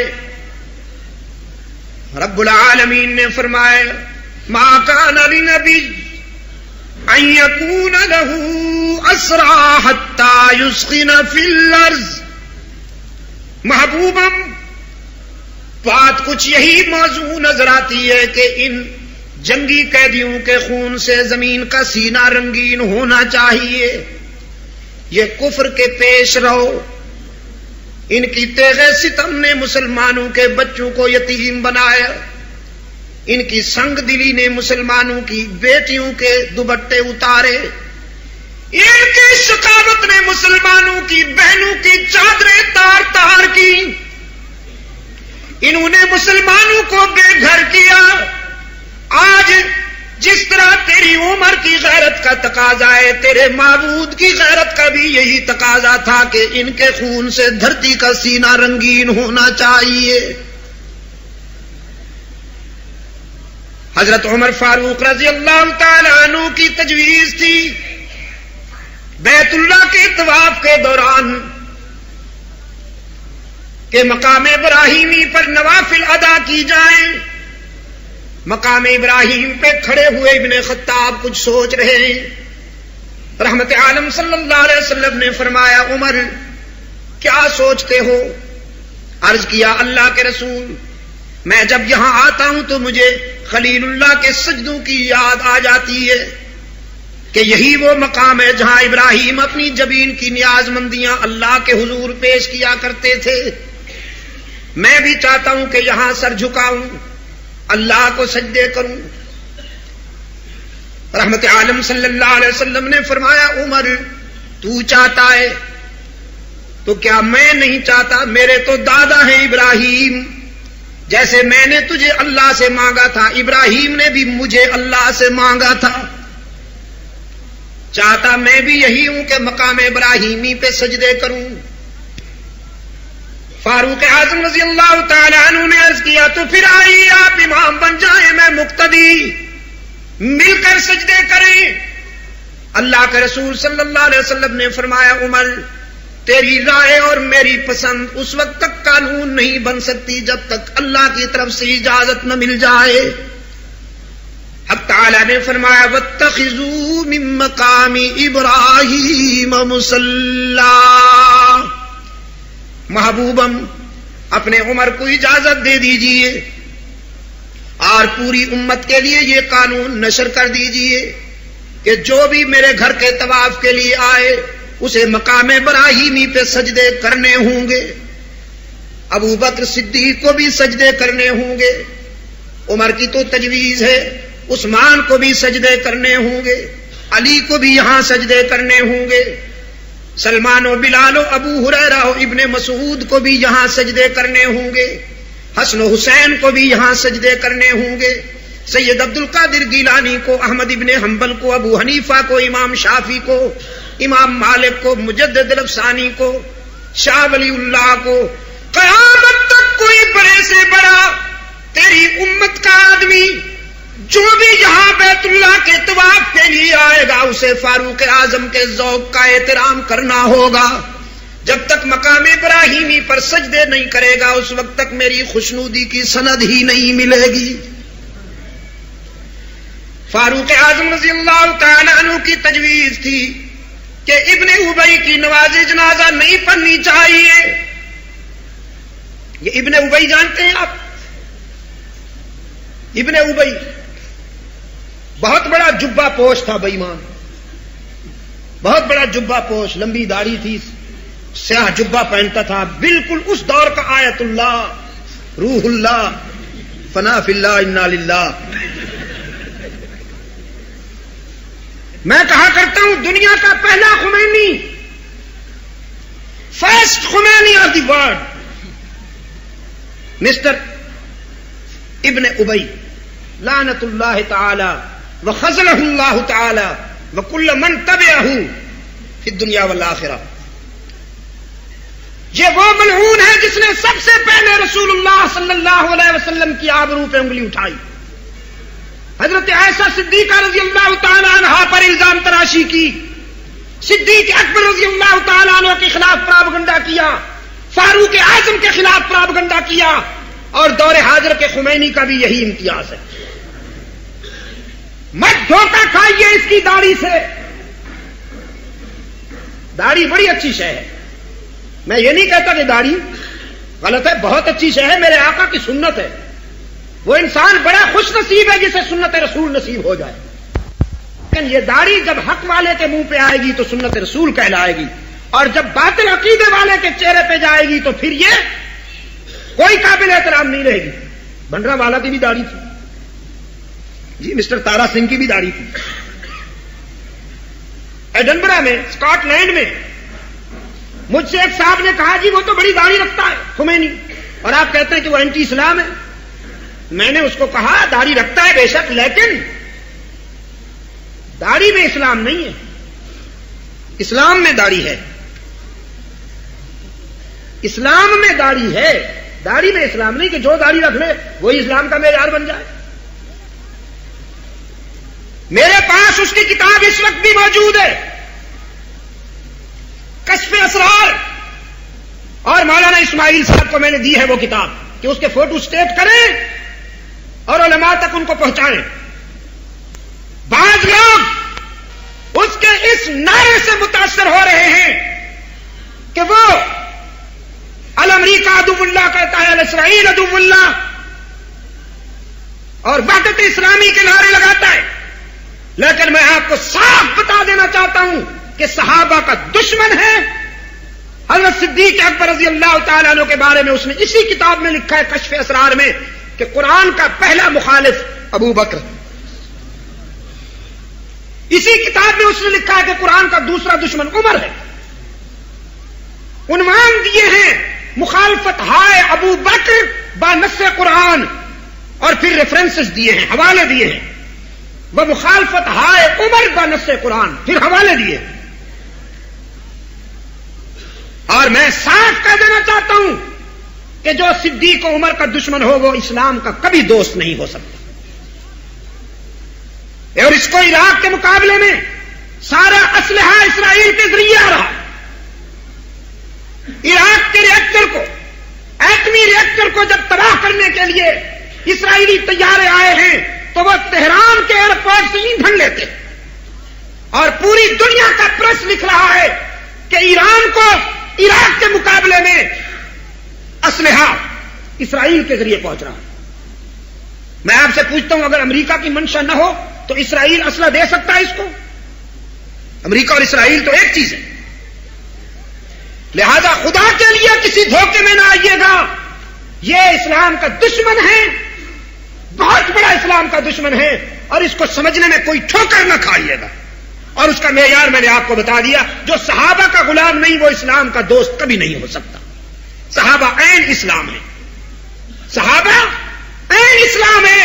ابو بکر اسلام کے صدق کی تصویر ہے، عمر اسلام کے عدل کی تصویر ہے، عثمان اسلام کی شرافت و حیا و سخاوت کی تصویر ہے، علی اسلام کے زہد و ولایت کی تصویر ہے، خالد اسلام کے ذوق شجاعت کی تصویر ہے، ابو ہریرہ اور ابن مسعود اسلام کے ذوق تفقہ کی تصویر ہے، طلحہ زبیر اسلام کے ذوق وفا کی تصویر ہے، معاویہ اسلام کے ذوق تدبر و حکمت و سیاست کی تصویر ہے۔ یہ سب کے سب اسلام کے مفاہیم و معانی کے عملی نمونے ہیں۔ انہی چلتا پھرتے انسانوں میں ہمیں اسلام پریکٹیکل سمجھ میں آتا ہے۔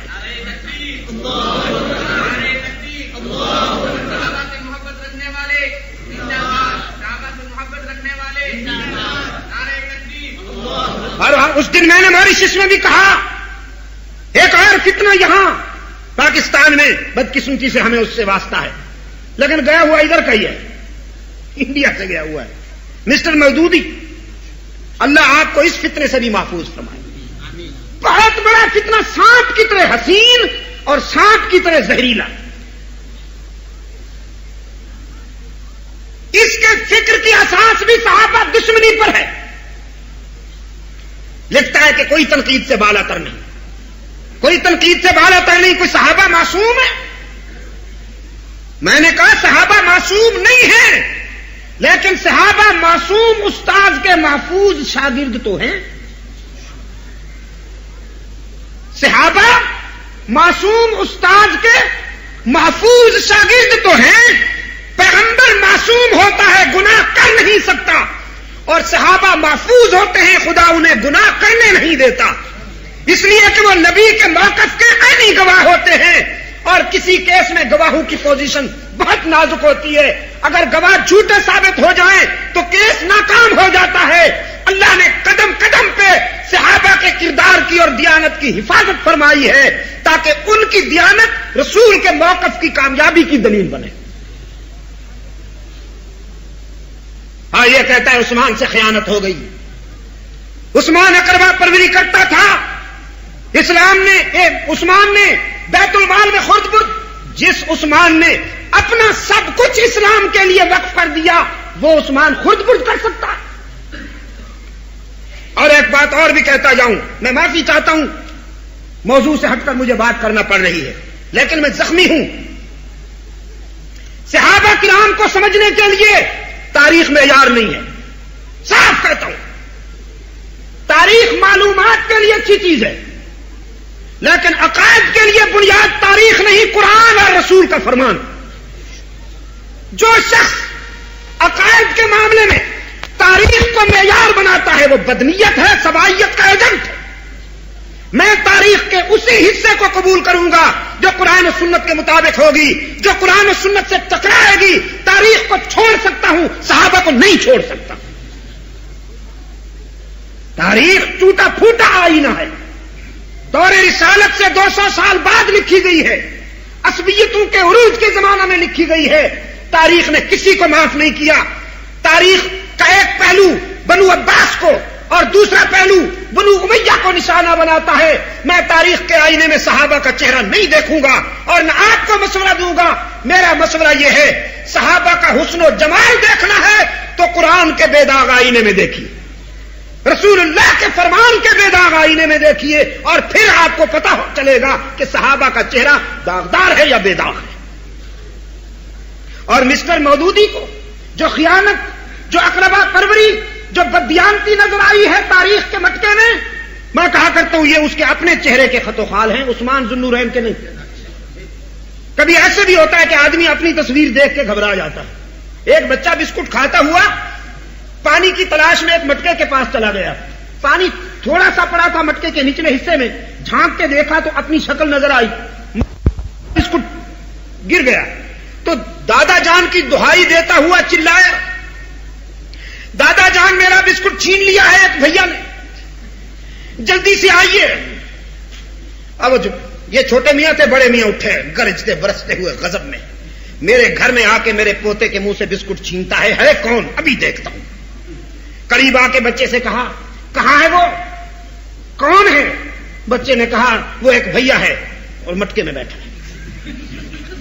بچے کو ہٹا کے جو بڑے میاں نے غور سے دیکھا تو اپنا چہرہ نظر آیا.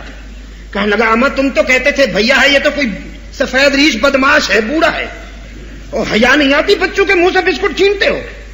اب وہ جو ویسا ہی رد عمل ہوا تو اور بگڑ گئے کہ میرے سامنے بولتے بھی ہو. پھر چوری اور سینہ زوری, اٹھا کے مکہ مارا, مٹکا ٹوٹ گیا, نہ بھیا رہا نہ بوڑھا رہا. تاریخ ٹوٹا پھوٹا آئینہ ہے, دور رسالت سے 200 سال بعد لکھی گئی ہے, عصبیتوں کے عروج کے زمانہ میں لکھی گئی ہے. تاریخ نے کسی کو معاف نہیں کیا. تاریخ کا ایک پہلو بنو عباس کو اور دوسرا پہلو بنو امیہ کو نشانہ بناتا ہے. میں تاریخ کے آئینے میں صحابہ کا چہرہ نہیں دیکھوں گا اور نہ آپ کو مشورہ دوں گا. میرا مشورہ یہ ہے, صحابہ کا حسن و جمال دیکھنا ہے تو قرآن کے بے داغ آئینے میں دیکھیے, رسول اللہ کے فرمان کے بے داغ آئینے میں دیکھیے, اور پھر آپ کو پتہ چلے گا کہ صحابہ کا چہرہ داغدار ہے یا بے داغ ہے. اور مسٹر مودودی کو جو خیانت, جو اقربا پروری, جو بددیانتی نظر آئی ہے تاریخ کے مٹکے میں کہا کرتا ہوں یہ اس کے اپنے چہرے کے خط و خال ہیں, عثمان ذو النورین کے نہیں. کبھی ایسے بھی ہوتا ہے کہ آدمی اپنی تصویر دیکھ کے گھبرا جاتا ہے. ایک بچہ بسکٹ کھاتا ہوا پانی کی تلاش میں ایک مٹکے کے پاس چلا گیا. پانی تھوڑا سا پڑا تھا مٹکے کے نچلے حصے میں, جھانک کے دیکھا تو اپنی شکل نظر آئی, بسکٹ گر گیا. تو دادا جان کی دہائی دیتا ہوا چلایا, دادا جان میرا بسکٹ چھین لیا ہے ایک بھیا نے, جلدی سے آئیے. اب یہ چھوٹے میاں تھے, بڑے میاں اٹھے گرجتے برستے ہوئے غضب میں, میرے گھر میں آ کے میرے پوتے کے منہ سے بسکٹ چھینتا ہے کون, ابھی دیکھتا ہوں. قریب آ کے بچے سے کہا کہاں ہے وہ, کون ہے؟ بچے نے کہا وہ ایک بھیا ہے اور مٹکے میں بیٹھا ہے. بچے کو ہٹا کے جو بڑے میاں نے غور سے دیکھا تو اپنا چہرہ نظر آیا. کہنے لگا اما تم تو کہتے تھے بھیا ہے, یہ تو کوئی سفید ریش بدماش ہے, بوڑھا ہے, اور حیا نہیں آتی بچوں کے منہ سے بسکٹ چھینتے ہو. اب وہ جو ویسا ہی رد عمل ہوا تو اور بگڑ گئے کہ میرے سامنے بولتے بھی ہو. پھر چوری اور سینہ زوری, اٹھا کے مکہ مارا, مٹکا ٹوٹ گیا, نہ بھیا رہا نہ بوڑھا رہا. تو تاریخ کے مٹکے میں جو آپ کو بددیانتی, خیانت اور اقربا پروری کی جھلکیاں نظر آ رہی ہیں, پہچانیے یہ آپ کے اپنے چہرے کی ہے. عثمان تو اتنا دیانتدار ہے, عثمان تو اتنا عدل پرور ہے, عثمان تو اتنا انصاف پرور ہے کہ اللہ نے اپنے نبی کی زبان سے کئی مرتبہ دنیا میں اسے جنت کی بشارتیں دے دی, دنیا میں جنت کی بشارتیں دے دی. رسول اللہ صلی اللہ علیہ وسلم نے فرمایا تم میں سے جو شخص دنیا میں کسی کو چلتے پھرتے ہوئے جنتی کو دیکھنا چاہے وہ عثمان کو دیکھ لے. میں اعلان کرتا ہوں کہ میرا عثمان یقیناً جنتی ہے. اس لیے میں تاریخ کو معیار نہیں بناتا. اور ایک بات اور بھی کہتا ہوں, محبت خوبیاں تلاش کرتی ہے اور بغض عیب ڈھونڈتا ہے. یہ تعریف کرنا محبت کا جذبہ ہے اور تنقید کرنا یہ بغض کا نتیجہ ہے. جب کسی سے محبت ہو جائے تو پھر اس کی خوبیوں کی اشاعت کی جاتی ہے. مولانا بزرگ صاحب کو مجھ سے محبت ہے, آپ کو انہوں نے بتایا ہوگا حضرت شاہ صاحب بڑا اچھا بیان کرتے ہیں, قرآن سبحان اللہ بڑا اچھا بیان. حالانکہ میری خطائیں اور میری کمزوریوں کا ان کو پتہ چل جائے تو یہ زندگی بھر شاید سلام بھی نہ کرے. تو میں اس کا شکر ادا کرتا ہوں اس کے کرم کا کہ اس نے اپنے بندوں کے دلوں میں محبت ڈال رکھی ہے. محبت ہے, میری خوبیوں کی اشاعت کر رہے ہیں. خدا نخواستہ بغض جگہ لے لے تو پھر میری کمزوریوں کی اشاعت کریں. اس دن میں نے موریشس میں بھی بتایا, ایک ولی اللہ بیچارہ بڑا نیک آدمی, سارا علاقہ اس کا احترام کرتا تھا, ہر جگہ اسے رسپانس ملتا تھا, لیکن بیوی نہیں مانتی تھی اسے. یہ بیویاں بہت کم مانتی ہیں, وہ اکثر تنقید کرتی رہتی تھی. اور حضرت محتمم صاحب, یہ تنقید کرنا ویسے بھی نسوانی ذوق ہے, عورتیں اکثر تنقید کرتی رہتی ہیں. یہ مردانہ شیوا ہے ہی نہیں. وہ اکثر تنقید کرتی تھی. وہ جب ادھر ادھر سے لوٹ کے گھر آتا تو بیوی کہتی بڑا ولی اللہ بنا پھرتا ہے, اپنے بارے میں بڑا حسن ظن ہے تجھے, میرے سامنے نا بننے کی کوشش نہ کیا کر, بہت اچھی طرح جانتی ہوں پرانا پاپی ہے, ذرا ٹھیک ٹھاک ہو کے رہا کر, سمجھے. بڑا پریشان اللہ سے دعا کرتا رہتا تھا کہ الہ العالمین اس کمبخت کو بھی نظر عطا کر کے یہ بھی مجھے پہچان جائے. تو ایک دن اللہ نے کرم کیا کہ وہ اڑتا ہوا گھر کے سامنے سے گزرا. لوگوں نے بھی دیکھا, اس کی بیوی نے بھی دیکھا. کچھ دیر کے بعد جب گھر آیا تو وہ بیوی اس کو کہنے لگی تو بڑا ولی بنتا ہے, ولی ہوں تو ایسے. میں نے آج ایک شخص کو دیکھا ماشاءاللہ بغیر پروں کے اڑتا ہوا جا رہا تھا, ایمان تازہ ہو گیا, آنکھوں کو ٹھنڈک ملی, سبحان اللہ, ولی ہوں تو ایسے. یہ مظلوم کہنے لگا اچھا اچھا اچھا. تو وہ جو اڑتا ہوا جا رہا تھا پہچانا تھا وہ کون تھا؟ وہ یہ تیرا شوہر ناچیز ہی تو تھا, یہی خاکسار ہی تو تھا. کہنے لگی اچھا تو وہ تو تھا نا, ہاں میں پہلے سمجھ گئی کہ یہ ٹیڑھا ٹیڑھا جو اڑ رہا ہے وہی نکھٹو ہو. یعنی وہی بات جو پہلے قابل تعریف تھی وہی ادا قابل تنقید ہو گئی. میں آپ کو یہ بتانا چاہتا تھا کہ اصل میں محبت اور نفرت کا مرکز تاریخ نہیں ہے, دل ہے. جب کسی سے محبت ہوگی تو اس کی تعریف بیان ہوگی, جب کسی سے بغض ہوگا تو اس کی کمزوریاں بیان. ہمیں صحابہ قابل تنقید نظر نہیں آتے, قابل تعریف نظر آتے ہیں. ہمیں صحابہ قابل تعریف نظر آتے ہیں اس لیے کہ ان کا استاد قابل تعریف ہے, انہوں نے جو نصاب پڑھا وہ نصاب قابل تعریف ہے, انہوں نے جس ادارے میں تعلیم حاصل کی وہ ادارہ قابل تعریف ہے, اور پھر جس ممتحن نے انہیں کامیابی کی سندیں عطا کی ہیں وہ ممتحن پہ داغ ہے. ہم صحابہ کو قابل تعریف سمجھتے ہیں, قابل تنقید نہیں سمجھتے. تو پہلا خمینی دنیا کا ابن ابی مرا تھا, وصیت کر گیا اپنے بیٹے کو میری نماز جنازہ بھی رسول اللہ سے کہا جائے کہ وہ پڑھائیں, اور مجھے کفن بھی رسول اللہ صلی اللہ علیہ وسلم کے کرتے سے دیا جائے. رسول اللہ صلی اللہ علیہ وسلم کے کرتے سے یہ. بیٹے نے کہا یہ منہ اور مسور کی دال, وصیت تو کرتے ہو لیکن یہ سوچا ہے کہ تم ہو کون؟ ساری زندگی تو نے منافقت کی ضربیں لگا لگا کر رحمت للعالمین کا دل مجروح کیا, دوستی کے عنوان سے دشمنی کی. آج تیرے ناپاک وجود کے لیے میں رسول کا کرتا لاؤں جس کے ایک ایک تار پہ عرش بری سے عصمت کی مہریں لگی ہوئی ہیں، اور آج جنازہ امام الانبیاء پڑھائیں، کوئی ہے گنجائش تیری منافقت میں؟ ابن ابی اعتراف کرتا ہے بیٹا میری منافقت میں کوئی گنجائش نہیں، لیکن آمنہ کے لال کی رحمت میں گنجائش ہے۔ مجھ سے بڑھ کر قیامت تک شاید رسول اللہ کا دل دکھانے والا کوئی نہیں ہوگا، تو مجھ رسول اللہ سے بڑھ کر اپنے دشمنوں کو معاف کرنے والا بھی قیامت تک پیدا نہیں ہوگا۔ ہم ستانے کے عادی ہیں، وہ معاف کرنے کے عادی ہیں۔ تم جا کے کہنا تو صحیح۔ ابن ابی کا بیٹا بعد از مرگ رحمت عالم صلی اللہ علیہ وسلم کی خدمت میں آیا اور کہنے لگا میرا باپ مر چکا ہے اور اس نے یہ وصیت کی تھی کہ آپ کے کرتے سے کفن دیا جائے اور آپ اس کی نماز جنازہ پڑھائیں۔ سرکار دو عالم صلی اللہ علیہ وسلم مسکرائے، فرمایا اچھی بات ہے بیٹا، تیرے باپ کے خیال میں اگر میرے کرتے سے کفن دینے میں اس کی جہنم جنت سے بدل سکتی ہے تو میرا کرتا بھی لے جاؤ، اور میری نماز جنازہ پڑھانے سے اگر اس کی اخروی بربادی آبادی میں بدل سکتی ہے تو تیاری کرو، میں نماز جنازہ پڑھانے کے لیے بھی آ رہا ہوں۔ تو یہ کھڑکی تو کھول دو۔ مدینہ کے لوگ کھچ کھچ کے آئے جنازہ گاہ میں یہ دیکھنے کے لیے کہ جس عبداللہ ابن ابی نے پوری زندگی رسول اللہ صلی اللہ علیہ وسلم کا دل دکھایا، کیا واقعی اس کی نماز جنازہ حضور پڑھائیں گے؟ لیکن آسمان کی آنکھوں نے یہ منظر دیکھا اور تاریخ نے لکھا کہ رحمت للعالمین صلی اللہ علیہ وسلم تشریف لائے،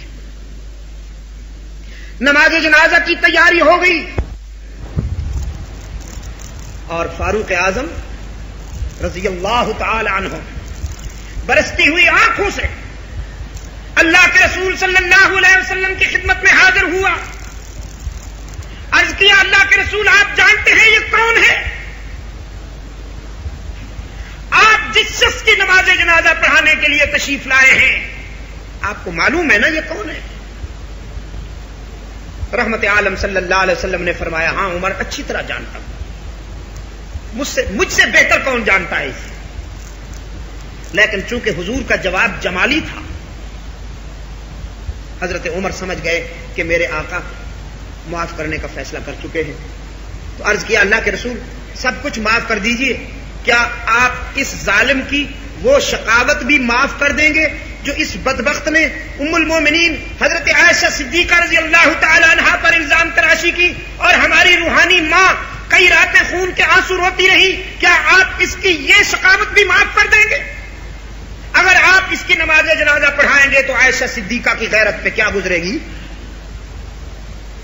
رحمت عالم صلی اللہ علیہ وسلم نے فرمایا عمر تم غیرت کی باتیں کرتے ہو، میری رحمت کا تقاضا ہے، میں نماز جنازہ پڑھاؤں گا۔ جواب فیصلہ کن تھا، عمر ہٹ گئے، نماز جنازہ ہو گئی اور روح الامین پہنچے۔ فرمایا لا تصلی علی احد منہم مات ابدا، محبوبم آج محسوس نہ کیجئے گا، مجھے تیرے عمر کی غیرت سے اتفاق ہو گیا، لا تصلی علی احد منہم مات ابدا، تیرے عمر نے تو اس اکیلے کی بات کی تھی، میری منشا یہ ہے کہ اس پارٹی کا کوئی بھی منافق جب مر جائے تو آئندہ اس کی نماز جنازہ پڑھانے کی آپ کو ہرگز اجازت نہیں۔ نماز جنازہ تو بڑی بات، اگر کسی منافق کی قبر سے آپ کا گزر ہو جائے تو دعائے مغفرت کے لیے رکنے کی بھی اجازت نہیں۔ جن کے سینوں میں تیری آبرو کا بوجھ ہو، عائشہ صدیقہ کا بغض ہو، جو دوستی کے عنوان سے دشمنی کرنے والے ہوں، ان کی نماز جنازہ آپ پڑھائیں۔ فرش پر عمر کی غیرت برداشت نہیں کر سکتی، عرش پہ اللہ کی غیرت بھی برداشت نہیں کرتی۔ میرے عزیز دوستو، 12:30 ہو رہے ہیں اور اذان کا وقت قریب آ گیا، میں اپنی بات کو نامکمل چھوڑنے پر مجبور، لیکن 1 بجے اذان ہوتی، ایک اور واقعہ، اور وہ واقعہ یہ تھا ایک یہودی یہودی سرکار دو عالم صلی اللہ علیہ وسلم کی خدمت میں استغاثہ لے کے آیا ہے، منافق کو ساتھ لے کر۔ رسول اللہ صلی اللہ علیہ وسلم کی خدمت میں آ کے دونوں نے اپنا اپنا بیان دیا۔ کسی چیز کے مالک ہونے پر اختلاف تھا، منافق کہتا تھا یہ میری ہے، یہودی کہتا تھا یہ چیز میری ہے۔ رسول اللہ صلی اللہ علیہ وسلم نے گواہیاں لی دونوں سے۔ پہلے یہودی سے کہا تم گواہ پیش کرو اپنی ملکیت کے ثبوت میں، اس نے گواہ پیش کر دیے۔ جب منافق سے کہا تو منافق کہنے لگا جی بس میرے پاس اور تو کوئی گواہی نہیں ہے، لیکن چونکہ میں کلمہ پڑھتا ہوں، میں مومن ہوں، یہ یہودی ہے، لہذا میں سچا ہوں، یہ جھوٹا ہے۔ اللہ کے رسول صلی اللہ علیہ وسلم نے یہ استدلال قبول نہ فرمایا، فرمایا مومن ہونا اور بات ہے، کسی چیز کا مالک ہونے کے لیے دلائل ضروری ہیں، گواہی ضروری ہے۔ یہ کوئی اصول نہیں ہے کہ کلمہ پڑھتے جاؤ اور لوگوں کی چیزوں پہ قبضہ کرتے جاؤ، یہ کوئی اصول نہیں ہے، گواہ پیش کرنا ہوگا۔ منافق نے کوئی گواہ پیش نہ کیا تو رسول اکرم صلی اللہ علیہ وسلم نے فیصلہ یہودی کے حق میں دے دیا۔ یہاں سے ہٹ کر یہ دونوں بارگاہ رسالت سے جب باہر آتے ہیں تو منافق کہنے لگا رسول اللہ نے تو فیصلہ تیرے حق میں کر دیا، ذرا حضرت عمر سے بھی ہوتے چلے دیکھیں وہ کیا کہتے ہیں۔ یہودی نے کہا تمہاری مرضی، جہاں لے چلو میں تو تیار ہوں۔ اب یہ دونوں فاروق اعظم رضی اللہ تعالیٰ عنہ کی خدمت میں آئے۔ یہودی نے آ کے کہا عمر کسی چیز کی ملکیت کے سلسلے میں ہمارا اختلاف تھا، لیکن ہم سب سے پہلے تمہارے رسول کے پاس گئے تھے، تمہارے قائد نے فیصلہ میرے حق میں دے دیا ہے، اب یہ کہتا ہے کہ ہم آپ سے بھی فیصلہ لے لیں، تو جس طرح چاہیں آپ بھی فیصلہ فرمائیں۔ فاروق اعظم رضی اللہ تعالیٰ عنہ نے فرمایا جب میرے قائد نے رحمت عالم صلی اللہ علیہ وسلم نے فیصلہ دے دیا ہے تو تم میرے پاس کیوں آئے ہو؟ حضور کے فیصلے کے بعد کسی کے فیصلے کی ضرورت باقی رہ جاتی ہے؟ وہ یہودی کہنے لگا جی میں تو نہیں آتا تھا، یہ لایا ہے۔ اب فاروق اعظم رضی اللہ تعالیٰ عنہ کی غضب میں ڈوبی ہوئی نگاہیں منافق کی طرف اٹھی تو وضو ٹوٹ گیا بے ایمان کا، کہنے لگا جی بس آ تو گئے ہیں ہم، آپ بھی فیصلہ کر لیں۔ فاروق اعظم نے فرمایا اتنا اچھا فیصلہ کروں گا کہ تو یاد رکھے۔ تلوار لائے اور نیام سے نکالا، فضا میں تلوار کو لہرا کے فرمایا رسول اکرم صلی اللہ علیہ وسلم کے فیصلے کے بعد جو شخص میرے پاس آئے گا اس کا فیصلہ میری زبان نہیں میری تلوار کرے گی۔ اور اگلے لمحے منافق کا سر قلم ہو گیا، اس کا جسم تڑپنے لگا۔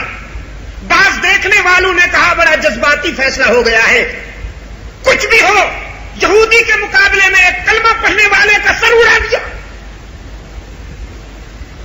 رب العالمین نے فرمایا فلا وربک لا یؤمنون حتی یحکموک فیما شجر بینہم ثم لا یجدوا فی انفسہم حرجا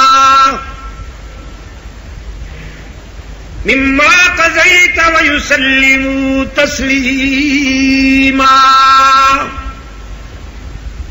مجھے اپنی ربوبیت کی قسم، بہت کم اللہ نے اپنی قسمیں کھائی ہیں، اس موقع پہ بھی کھائی ہے، مجھے اپنی ربوبیت کی قسم او میرے پیغمبر کوئی شخص اس وقت تک ایمان میں مکمل نہیں ہو سکتا جب تک آپ کے فیصلوں پہ مطمئن نہ ہو جائے، اپنے دل میں آپ کے فیصلے کے خلاف تنگی بھی محسوس نہ کرے، اور جس کو آپ کے فیصلے پہ اعتراض ہو وہ چاہے زبان سے خود کو مومن کہلائے۔ میں کہتا ہوں میری تقدیر کا فیصلہ یہ ہے کہ وہ شخص کبھی ایمان میں مکمل نہیں ہو سکتا، اور ایسے شخص کا سر اگر عمر کی تلوار نے قلم کر دی جائے تو یہ فیصلہ جذباتی نہیں آفاقی ہے۔ عزیز دوستو، فاروق اعظم رضی اللہ تعالیٰ عنہ کو آپ قرآن کے آئینے میں جب دیکھیں گے تو متعدد مقامات پر فاروق اعظم کی رائے قرآن چٹان بنتی ہوئی نظر آتی ہے. اور رسول اکرم صلی اللہ علیہ وسلم کے حضور فاروق اعظم کا یہ مقام ہے کہ اگر میرے بعد کسی نے نبی بننا ہوتا تو وہ عمر تھا. اور تاریخ میں حضرت فاروق اعظم کا یہ مقام ہے.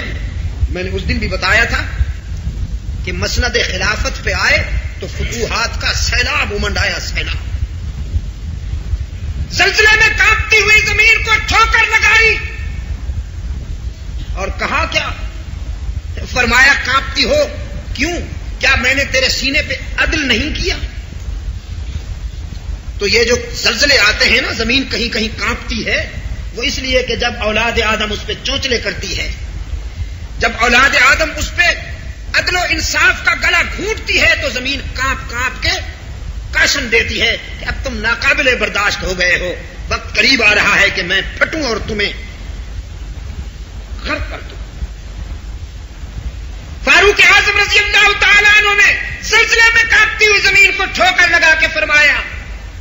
اور یہاں علامہ ابن تیمیہ نے توجیہ کی ہے کہ وہ زلزلہ نہیں تھا، جلالت فاروقی کی وجہ سے زمین کانپ اٹھی تھی. جلالت فاروقی کی وجہ سے زمین ذرا کانپ گئی تھی تو فرمایا کانپتے کیوں ہو؟ کیا میں نے تیرے سینے پہ عدل نہیں کیا؟ تو زمین پرسکون ہوئی اور پھر دور فاروقی میں کبھی زلزلہ نہیں آیا. بھڑکتے ہوئے شعلوں میں پانی پھینکا تو ٹھنڈے ہو گئے، خط لکھا تو دریا نے اطاعت کی، پیغام دیا تو ہواؤں نے غلامی کی. اور نتیجہ یہ تھا فاروق اعظم کے دور خلافت میں کہ 22 لاکھ مربع میل کی سلطنت میں اعلان ہوتا تھا کوئی زکوٰۃ لینے والا ہو تو آ جائے بیت المال میں.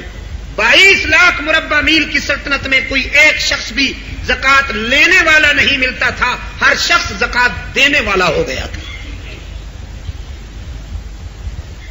آج اسلام کا نام تو بہت لیتے ہیں بعض دوست، لیکن اسلام کے معیار پہ پورا اترنا بہت مشکل ہے. سینٹ جوزف کے وہ دوست جن کی کوششوں سے یہ مسجد اللہ کے فضل کرم سے بن گئی، پتہ نہیں وہ کیسا لمحہ تھا کہ ہم نے اس کا نام مسجد عمر فاروق رکھ دیا. یہ نام اس لیے رکھا کہ مسجد اور عمر فاروق جو ہیں لازم و ملزوم ہیں. علماء کرام سے پوچھیے، قیصر کے خلاف مہم چلی، کسرا کی تجہیز و تکفیر کی مہم چلی، عرب و عجم کے بازو پر جب بھی فاروق اعظم نے کوئی لشکر بھیجا تو اس کا فیصلہ مسجد نبوی کے صحن میں ہوا. اسلام میں مسجد کی وہی حیثیت ہے جو کسی دوسرے کے ہاں سپریم کورٹ کی. یہ عدل و انصاف کا مرکزی مقام ہے ہمارے مسلمانوں کے. ہم نے ابھی تک سمجھا نہیں مسجد کا مفہوم کیا ہے. ہم تو یہ سمجھتے ہیں کہ ایک امام ہونا چاہیے، ایک خطیب ہونا چاہیے، اور ہم ادھر ادھر سے گھوم کے آئیں اور مسجد میں نماز پڑھیں اور بزنس کی باتیں بھی مسجد میں کریں. یہی وجہ ہے کہ شیطان بڑا قریب رہتا ہے ہمارے. جو باتیں ہمیں مسجد سے باہر یاد نہیں آتی وہ مسجد میں ضرور آ جاتی ہیں.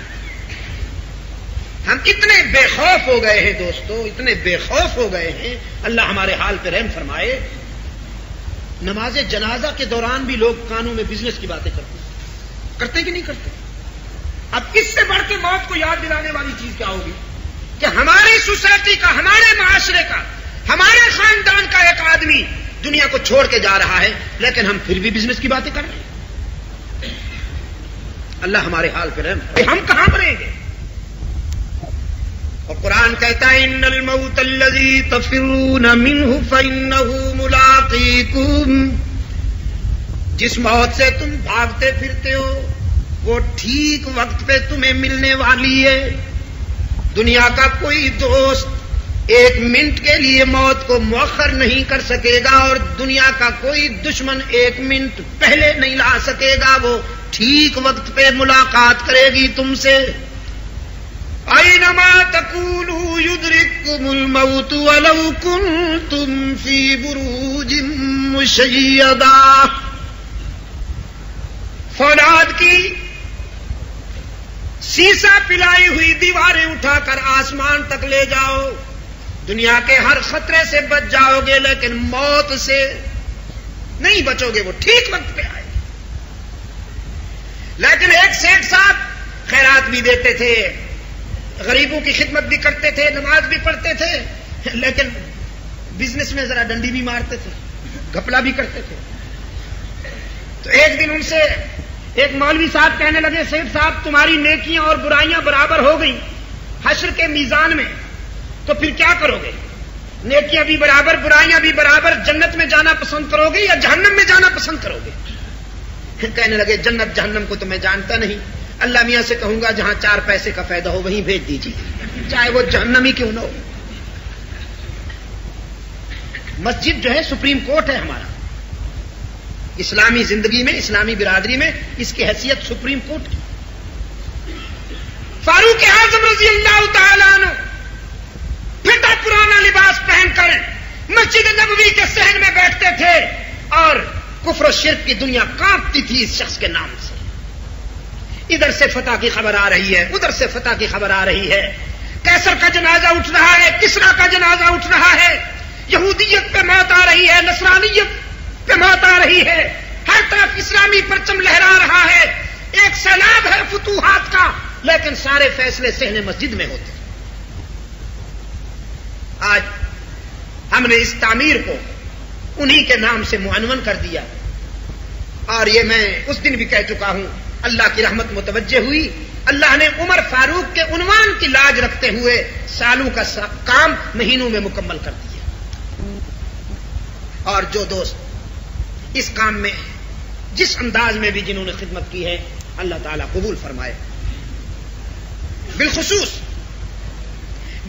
ہمارے احمد سلیمان بلبلیہ صاحب اور ان کے فرزند عزیز یوسف، عزیز محمد اور ان کے بھائی، اللہ نے اس خاندان کو تو اس کام کے لیے اتنا پسند فرمایا کہ گویا مقصد زندگی انہوں نے یہی بنا لیا تھا کہ جب یہ مکمل ہو جائے گا تو پھر آرام سے بیٹھے۔ لیکن اس دن وہ بتا رہے تھے کہ ابھی ہمارا کام مکمل نہیں ہوا، اس لیے کہ ہم نے اب اس عبادت گاہ کو ایک عظیم الشان مدرسے میں بدلنا ہے، اور یہاں انشاءاللہ ایک عظیم الشان عمارت کو تعمیر کرنا ہے۔ ٹھیک ہے نا چھوٹے بھائی، بڑے بھائی؟ اب ان کے عزائم یہ کہ یہ پہلے جو مسجد ہوا کرتی تھی، عبادت گاہ تھی، وہاں عمارت بنائی جائے اور اس سے قال اللہ اور قال رسول کی صدائیں بلند ہوتی رہیں۔ اللہ تعالیٰ ان کی مدد فرمائے، اور جن دوستوں کو اللہ نے مسجد کی تعمیر میں توفیق دی ہے حصہ لینے کی، میں دعا کرتا ہوں کہ اللہ انہیں مدرسے کی تعمیر میں حصہ لینے کی بھی توفیق عطا فرمائے۔ میں آپ تمام دوستوں کا شکر گزار ہوں کہ بارش کے ہوتے ہوئے بھی آپ اتنی بڑی تعداد میں ریونین بھر سے تشریف لائے ہیں۔ اللہ تعالیٰ آپ کو دونوں جہانوں کی عزت نصیب فرمائے۔ میں اسی پر اکتفا کرتا ہوں، اللہ سے دعا کرتا ہوں کہ یہ مرکز ہمیشہ آباد رہے۔ اللہم ثبتنا علی صراط المستقیم، اللہم زینا بزینۃ الاسلام واجعلنا ہداۃ مہتدین، اللہم نور قلوبنا بنور الایمان واحسن اخلاقنا بنور القرآن، اللہم احفظنا من کل بلاء الدنیا وعذاب الآخرہ، اللہم ارنا الحق حقا وارزقنا اتباعہ وارنا الباطل باطلا وارزقنا اجتنابا منہ، اللہم انا نعوذ بک من سخطک وغضبک ونسألک رحمتک وفضلک، اللہم انت الغنی ونحن الفقراء نسألک رحمتک وفضلک ونعوذ بک من سخطک وغضبک، اللہم وفقنا لما تحب وترضى والف بین قلوبنا کما الفت بین عبادک الصالحین۔ الہ العالمین دنیا اسلام کی مدد فرما، مسلمان جہاں کہیں مظلوم ہیں الہ العالمین ان کی دستگیری فرما، صہیونی اور نصرانی سازشوں سے ملت اسلامیہ کو محفوظ و معمون فرما، ہمارے عرب بھائیوں کو اسرائیل کی جارحیت سے محفوظ و معمون فرما۔ الہ العالمین حرمین شریفین کے خلاف جو لوگ سوچتے ہیں ان کے عزائم سے ملت اسلامیہ کو اور حرمین شریفین کو محفوظ و معمون فرما۔ الہ العالمین اپنے فضل و کرم کے ساتھ ہماری دنیا اور عقبہ کو کامیاب بنا، افغانستان کے مسلمانوں کی مدد فرما، انڈیا میں رہنے والے مسلمانوں کی مدد فرما، الہ العالمین یہاں دیار غیر میں رہنے والے مسلمانوں کو بھی اور ان کی اولاد کو بھی ہر فتنے سے محفوظ و معمون فرما، ہمارے مال کی اور ہماری عزت کی حفاظت فرما۔ الہ العالمین ہم کمزور ہیں تو توانا ہے، ہم منگتے ہیں تو داتا ہے۔ الہ العالمین اگر تیرا لطف و کرم شامل حال نہ ہو تو ہمیں ہلاکت سے کوئی نہیں بچا سکتا۔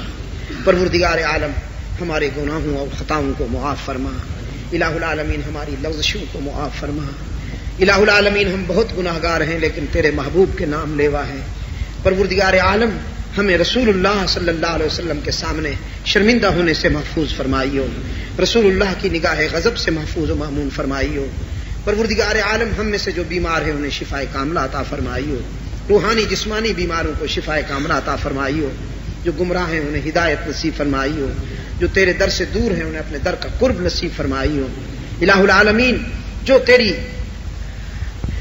بغاوت میں ہیں انہیں اپنی اطاعت اور عبادت کی توفیق عطا فرمائیو، ہمیں وہ زبان عطا کر جو تیرا شکر کر سکے، تیرے ذکر میں ہم وقت زمزمہ سنج رہ سکے، الہ العالمین ہمیں وہ آنکھ عطا کر جو تیرے خوف میں رو سکے، ہمیں وہ سر عطا کر جو تیرے ہی در پہ جھک سکے، ہمیں وہ ہاتھ عطا فرما جو سوال کے لیے تیرے سامنے بلند ہو سکیں، وہ پاؤں عطا فرما جو سچائی کے راستے پہ چل سکیں، الہ العالمین وہ زندگی عطا فرما جس کا ایک ایک لمحہ تیرے دین کے کام آ سکے، الہ العالمین یہاں رہنے والے دینی بھائیوں کی اولاد کو اسلام کے رنگ میں رنگ دے، انہیں رسول اللہ صلی اللہ علیہ وسلم کا سچا غلام بنا، الہ العالمین ان دینی بھائیوں کے بچوں کو وہ زندگی عطا فرما کہ جس سے ان کا مذہب، ان کا عقیدہ، ان کے والدین اور ان کا ماضی فخر کر سکے، الہ العالمین ہر فتنے سے محفوظ و مامون فرما، الہ العالمین ہمیں ہر فتنے سے محفوظ و مامون فرما، حشر میں